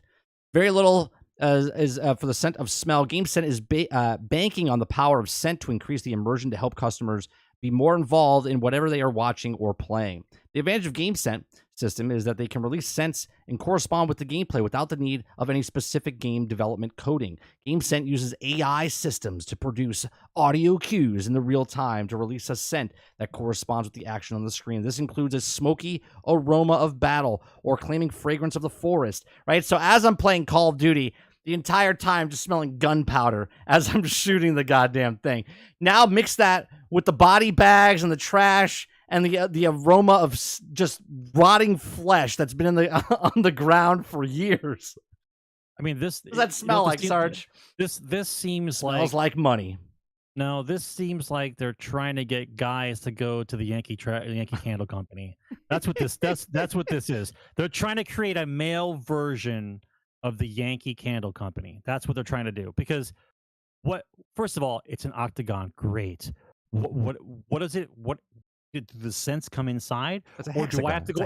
Or do I have to go online and hunt for certain types of smells? Well, that's it. In order to load my octagon. It says here, game scent system incorporated into a hexagon box-like device contains a cartridge that can contain a variety of fragrances, including clean air. Clean air neutralizer. It comes with clean air, Sarge.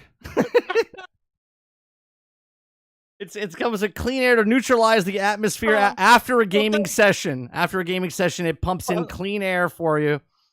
It says the scents are planned to be made available to buy separately and will include aromas such as blood, ocean, sports arena, fresh cut grass, and how about this fresh scent of unshowered bodies?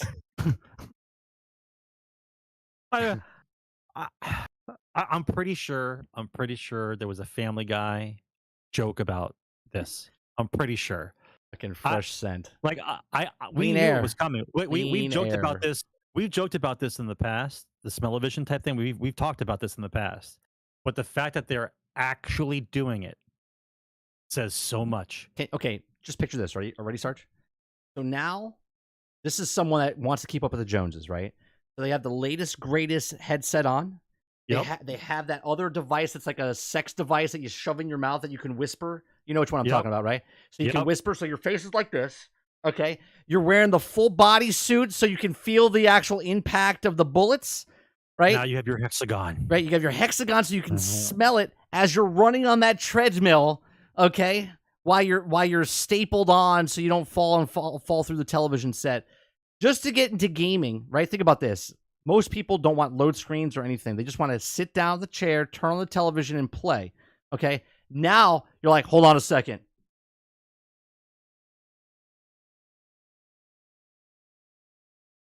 Right? You're plugging in the incense. What's that? Flight check. You need a flight check. Yeah. Fucking, like, what are we talking about, man? Like, we don't need all this shit. Right? I just want a complete game. How about that? That's exactly right. I know. Just start from the beginning. How about a game that's actually finished and works? Yeah. And turns on when I press the button? How about that? Let's start there. What do I pay to just get a complete game?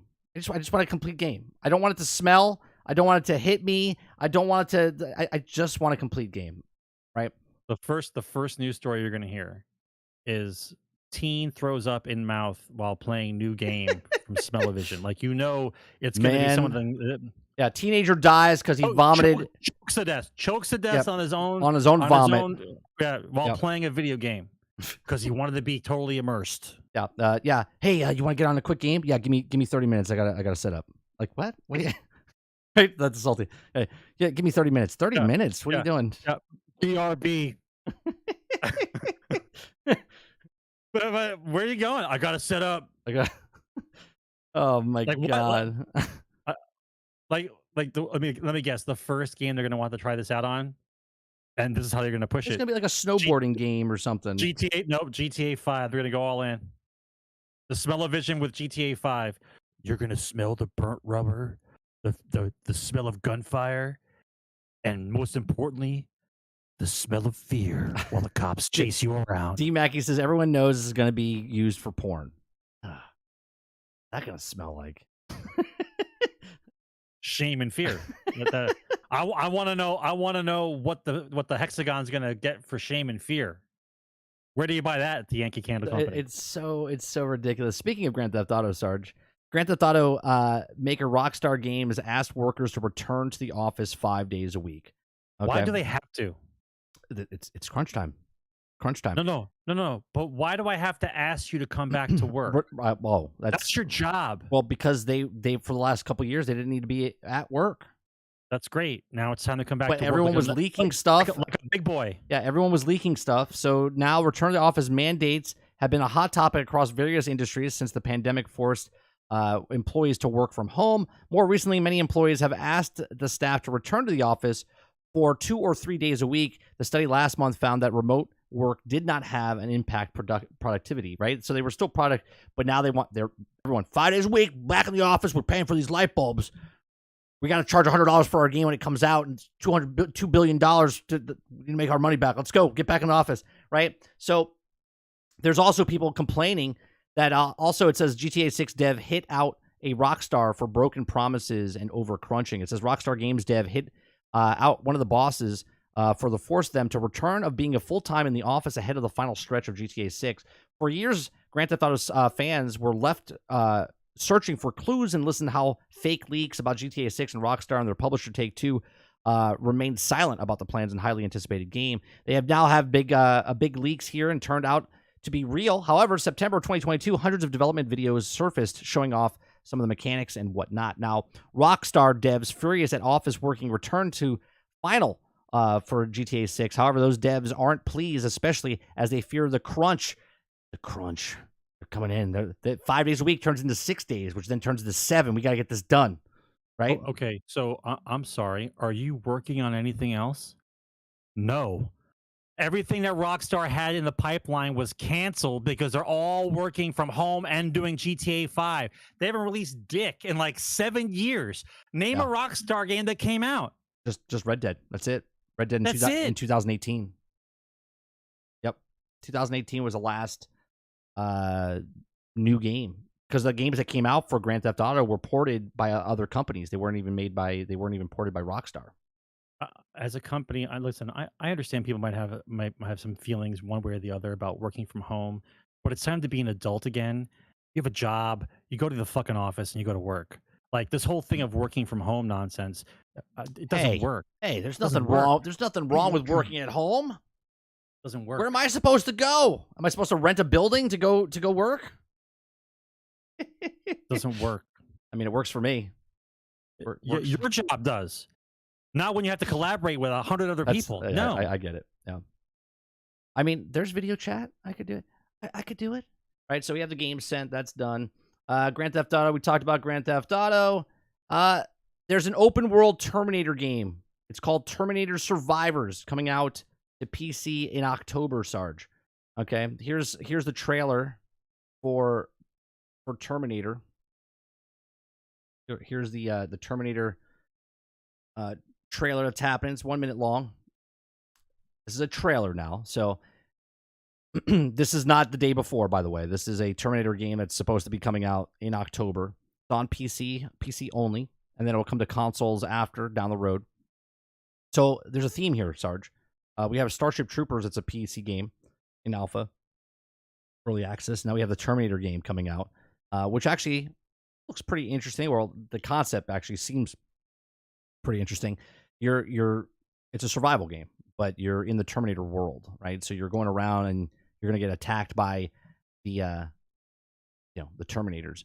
So basically it's Helldivers, but in the Terminator world. Okay. So I'm kind of excited for this because one, the nostalgia is really, that's what I'm looking for. It says Steam Early Access starts on October 24th. Okay. For the 40th Terminator anniversary, right? So we talk about this stuff all the time, like the 40th anniversary. You know what else is the 40th anniversary this year? Transformers. Transformers is the 40th anniversary as well. So supposedly Transformers might be coming out. So a bunch of games that are coming out that we really want to be good, but that God willing, they're just going to pump it out because it's 40 years. That's correct. It's a major IP that they're using for the nostalgia factor to try to get people to get in and buy the game and whatnot. So the last story I want to talk about, Sarge, is that Suicide Squad Kill the Justice League has fallen short of expectations, right? Now, this is the words they use, WB in their financials. Zaslav They said, always use that word. Yeah, that it fell short of their expectations. Now, all the media is running that Suicide Squad didn't sell well. That's two different things, right? Because a business looks at year over year. And last year, the game that came out in February of that first quarter was Hogwarts Legacy. Hogwarts Legacy sold 15 million copies. That's hard to go up against anything, especially since it was the number one selling game last year with 22, almost 23 million copies.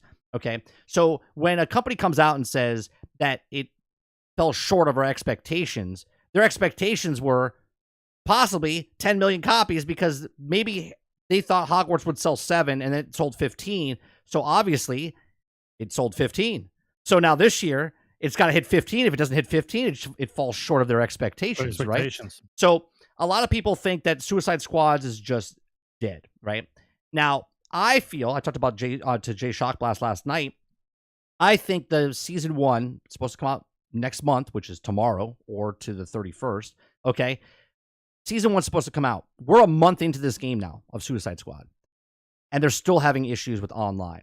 Now, mind you, they're the ones that wanted this game online all the time. And then later, after we pushed back, said they were going to have an offline mode down the road.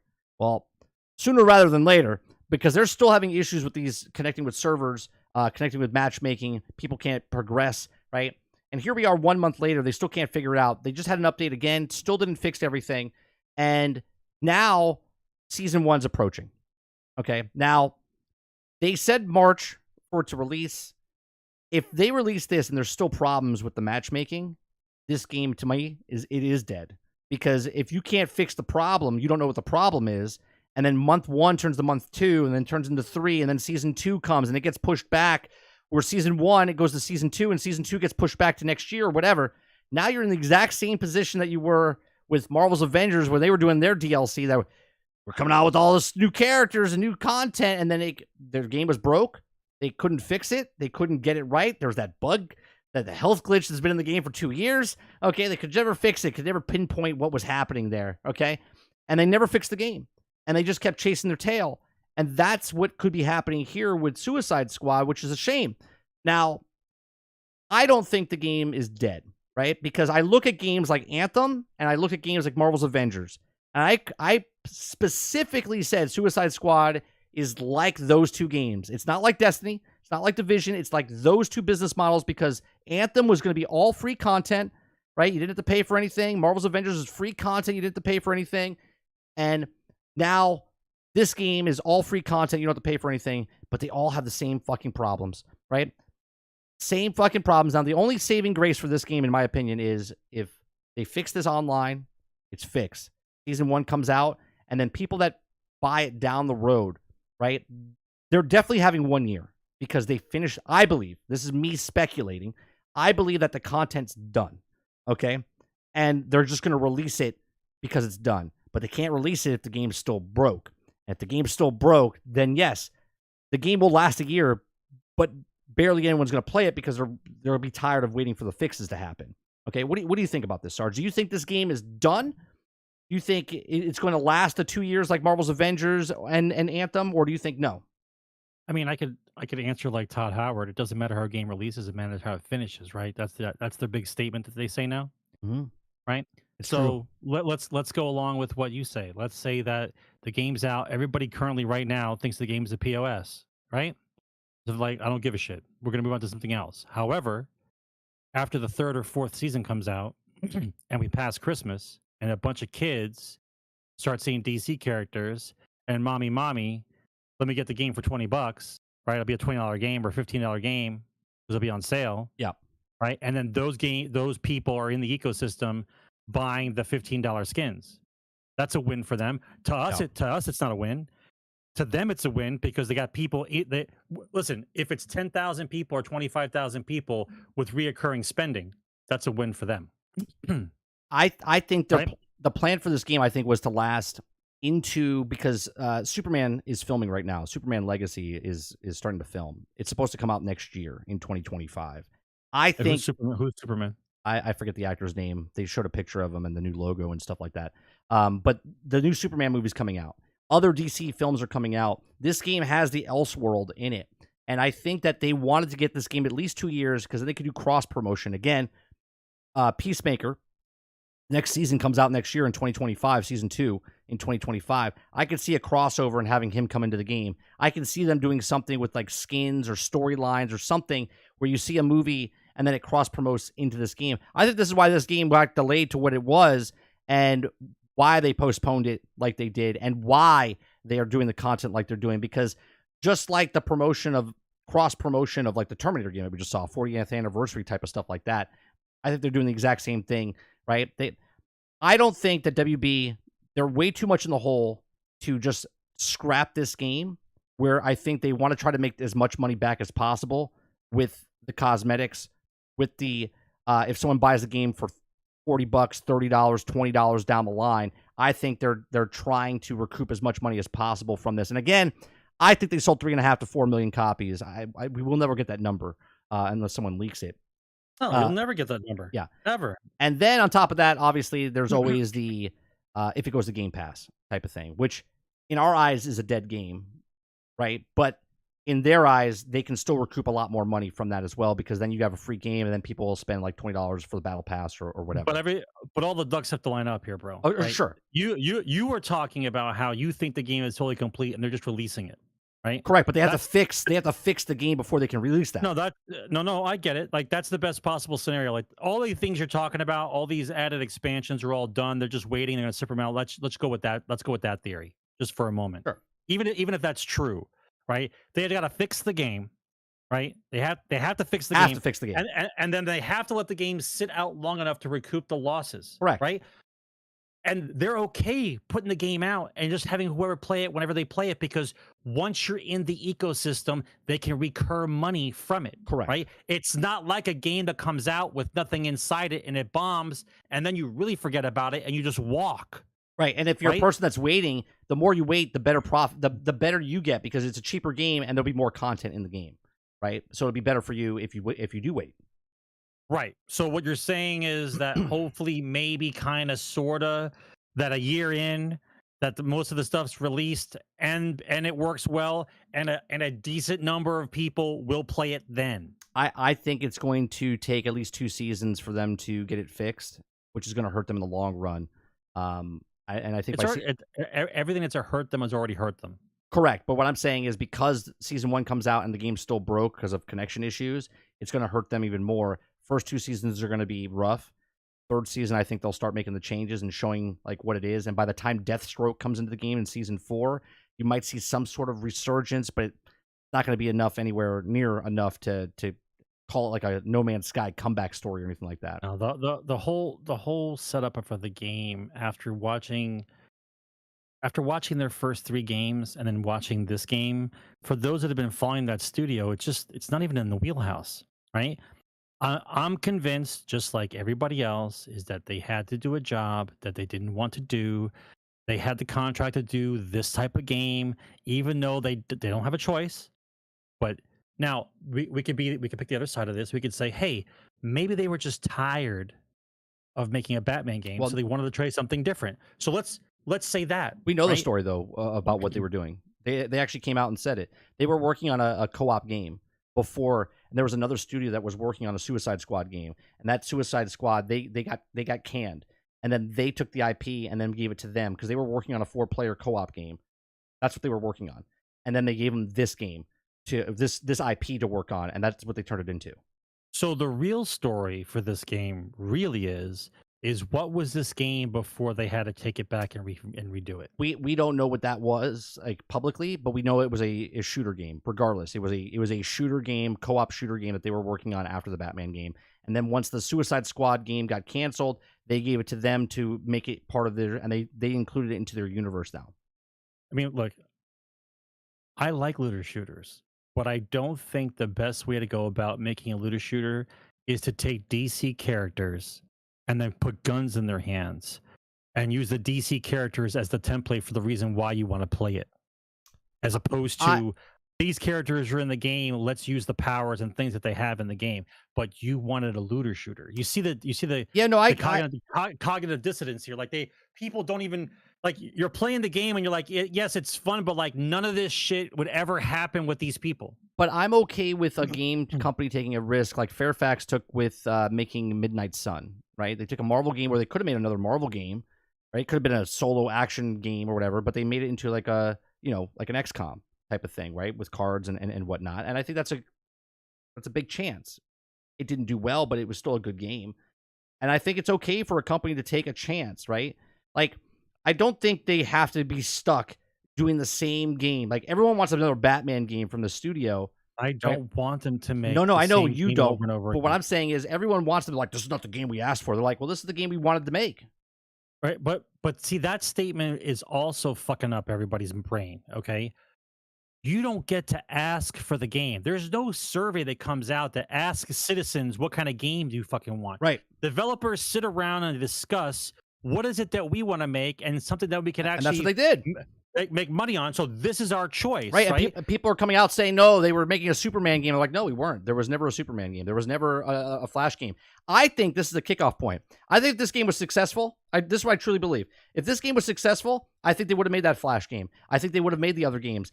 This was like the testing ground of what they could do with a live service game. And if it made good enough money, they would have gave you the other games that you wanted. But now this game's bombed. They're like, well, what do? We have all these characters in the lineup. Do we make single player games? right? I mean, there was a Wonder Woman game coming from Monolith, right? Do they make a Flash game? Do they make a Superman game? Do they make another?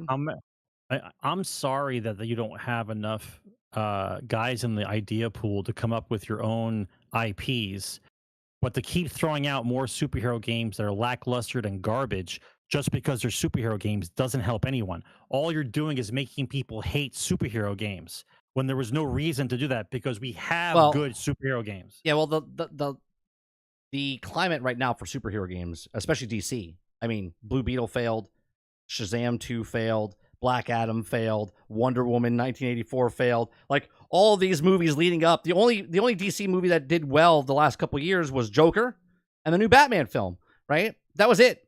Everything else bombed for DC, right? And so much so that their Suicide Squad kind of did well. Actually did better than all the other DC movies. So, like, we could be disappointed, and I think it's disappointing that we got this game, but at the same time, it is a fun game. They did a really good job at what this game is. It's in better form than Anthem, Destiny, Division was when they first came out, Marvel's Avengers. This game is in a better state at launch, fundamentally, with what you can do in the game than the other games. But the fucking online service, the thing that they chose to put in the game, is the thing that's not working. And that, I think, is the biggest joke of the whole thing, right? Because they wanted online all the time, and that's not working. We can't play offline. You can't play with your friends. They told you that, yeah, you could play and drop in and drop out, and you can't do it. Can't do it. The days of the it works out of the box looter shooters have been far off. Right. All right, we're going to go to some questions. If you guys have questions for me or Sarge, put at 30 or 30 NSG in the chat. You can ask Sarge some questions. You can ask me some questions. We'll take a couple, and then we are done for the week. Yeah, look, I have 100 hours into Suicide Squad right now, Sarge, and I've enjoyed my time. I said it right before the game came out, or months, a year before. I said I'm in it for the single player. I enjoy the single player. I'll come back to play each episode like I do for Division, where I come back and play the stories. I'll do the exact same thing for Suicide Squad. If it lasts a year, it lasts a year. If it lasts a year and a half, it lasts a year and a half. I'm going to get my enjoyment out of it, which I already did. If I don't ever touch the game again, I've already got my money's worth for it. So I'm good personally. So Ultimate Alliance 3 was great. Yeah, I liked Ultimate Alliance, but it didn't sell very well, Jason. It didn't sell at all. Like it sold terribly for Nintendo, because most people that wanted to play that game weren't on Nintendo. I'm pretty sure Ultimate Alliance, I want to say it sold less than 4 million. Let me see. Copies sold, if they even give you that. The age bracket for the superhero game is different.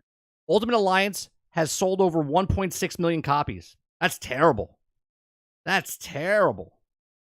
Okay. As of December 2022, Ultimate Alliance sold 1.6 million copies. Talk about underperforming. Right? And I love that game.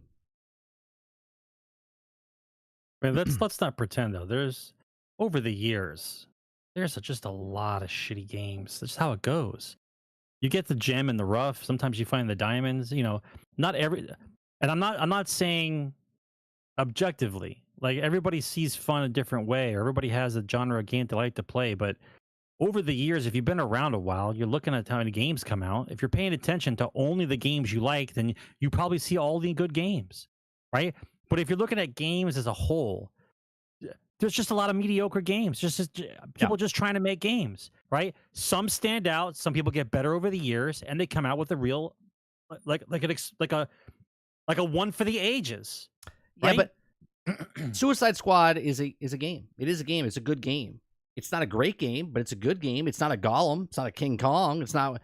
Those are shitty games, right? I think a lot of people have their standards are way too. And I don't want to say you're lowering your standards, but I think the expectations for people's games, like we looked at Black Desert Online or the Crimson Desert, right? The game that comes out, that game looks insane, right? But I'm sure people will be like, "Well, look at the textures. The textures are bad, and to pop in and stuff." I said that this morning. I was just like, I think everyone's just a little too high. We're expecting way too much. You understand that video games now they're fucking amazing, man.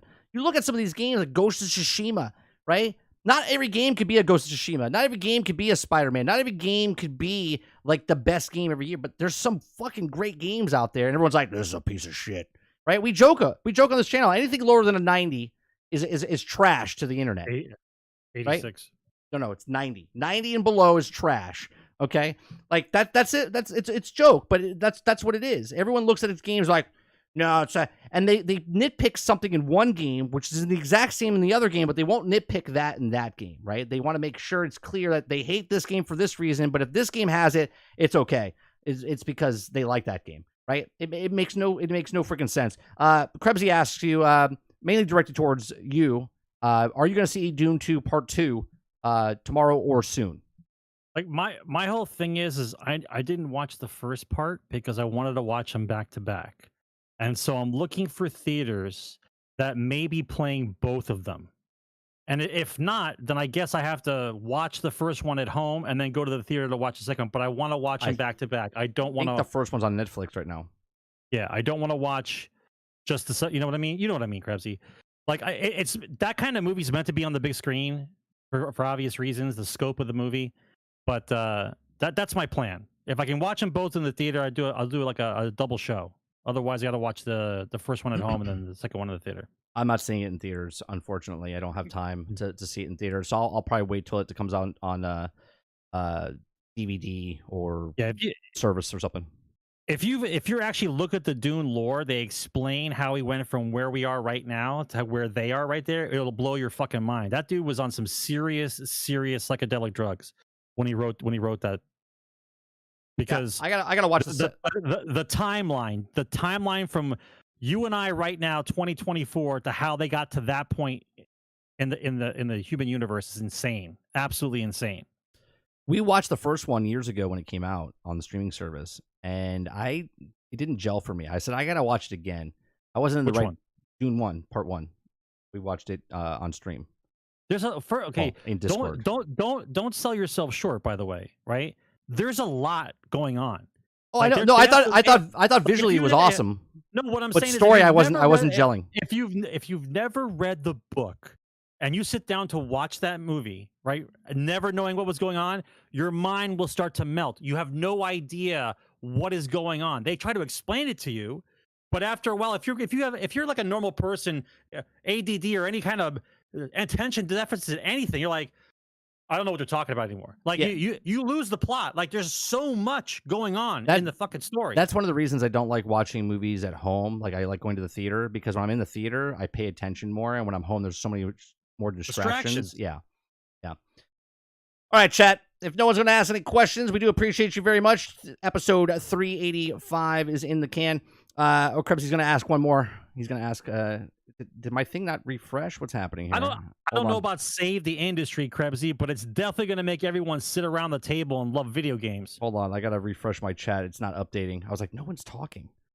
Let me see if it fixes it here. Like, listen, I'll be honest with you. I plan on getting that game. I'm going to buy it when I have 2 days off in a row, and I'm going to just veg out. I'm not going to look up anything online. I'm not going to watch any videos. I'm going to put that game in. I'm not even going to watch my own brother in his morning stream talk about it because I'm just going to play the game. Play the game. Let me see. Salty says, show me something with the facial expressions in Suicide Squad, less than $70 mechanic. Okay. Indeed. Krebsy says, do you think that Grand Theft Auto 6 will save the industry like Grand Theft Auto 5 accidentally found the decline of it? I don't know if Grand Theft Auto 6 will save the industry, but it sure hell will make a lot of fucking money for them, for at least Rockstar. What do you think, Sarge? Do you think Grand Theft Auto 6 is going to save the industry? I don't even think the industry is in trouble right now. The people are spending more money than ever before. No, it's in trouble as far as the employees are concerned, not for the actual suits. The suits don't care. Oh yeah, well, the people are in trouble, but not the companies. Save the industry, no. But you damn well know that that's going to be the most talked about thing ever, and people are going to be talking. How many videos are you thinking people are going to be making for GTA 6? It's going to be insane. It's insane. But for me, I like to disappear into that game. Like, just start driving around and looking at stuff. Krebsy says, what would you tell your son or daughter if they were getting bullied and not spending money on microtransaction? We didn't bring up that whole conversation, Krebsy. I'm not going to kill the dead horse. We're talking about bullying. I had a podcast or talked about it in the morning stream. It goes more into more explaining into that. We were going to talk about it, but me and Sarge decided not to because it's just like it happens. But so I'm not going to answer that question. Let's see. How about Blade Runner game, Sarge? Remember the PC one? Oh yeah. Sarge played the Blade Runner game. GTA 6 will likely suck up a lot of the time, reduced overall game sales for a while. Yeah, it's going to be like a black hole. Whenever Grand Theft Auto 6 comes out, 3 weeks before, 4 months after, it's going to be like a black hole. It's just everything's just going to get sucked in to Grand Theft Auto 6. I don't think anybody, and I'm being serious. I'm being serious. I don't think anybody's going to release anything near Grand Theft Auto. That's what I'm saying. You would be on, if you worked on a game for 3, 5, 7 years of your life, and you were in the same vicinity as Grand Theft Auto 6 when it launches, you're done. You're done. You bank everything on that game, your game coming out, and if you're in the same month as Grand Theft Auto 6, you're done. You might as well just postpone it a year.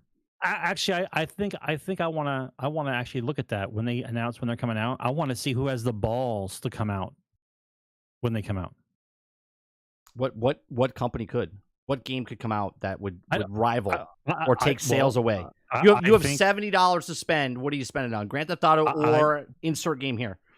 Well, I think the marketing behind it will be Grand Theft Auto will be $100 game, and they'll come out with a game that's $40, and so that's why you'll buy it because it's $40. Like that's what I'm saying. Like I don't think anybody's gonna come out anywhere near it. If somebody came out with something near it, it would be like what Titanfall did to Call of Duty. The reason that EA dropped Titanfall between Battlefield and Call of Duty because their mindset was, oh, they'll spend $60 for our game here, they'll spend another $40 for Titanfall, and they won't spend the money on Call of Duty. They said, nope, we're fucking missing Titanfall. We're going straight to Call of Duty. And I don't think you could go up against it.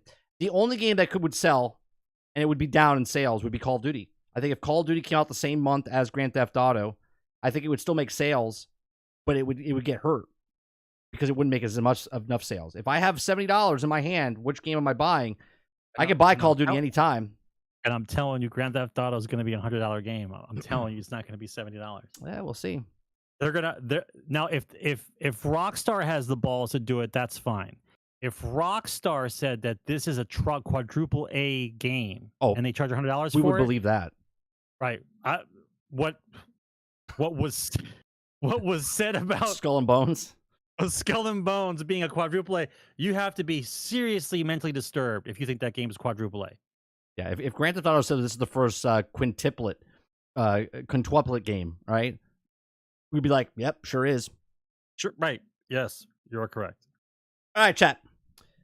That'll do it for episode 385 of Generation X Gaming is in the can. We do appreciate you very much for coming out. Make sure you hit that like button. Make sure you hit the subscribe button. If you'd like to go above and beyond that, become a member as little as $5. We do appreciate you very much for watching. You can watch us or listen to us on iTunes, Google Play, Spotify, or Anchor.fm. We do appreciate you very much. I'm done until Monday. I'm going to have some videos pop up throughout the week, throughout the weekend. We'll be back Monday morning for the morning show.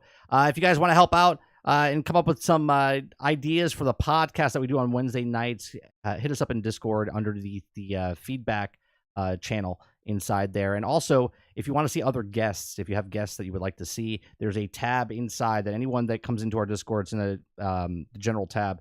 If you want someone that you would like me to interview, put their name and their link of their YouTube channel inside there, and we'll see what we can do. I appreciate it very much, and we'll see you guys on the next one. Thanks for watching.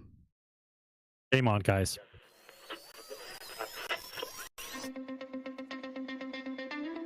They're two brothers and gamers that have been playing games since the early 1980s. Combined, they have over 65 years experience. Join them each week as they discuss and rant about gaming and entertainment news. This is Generation X Gaming.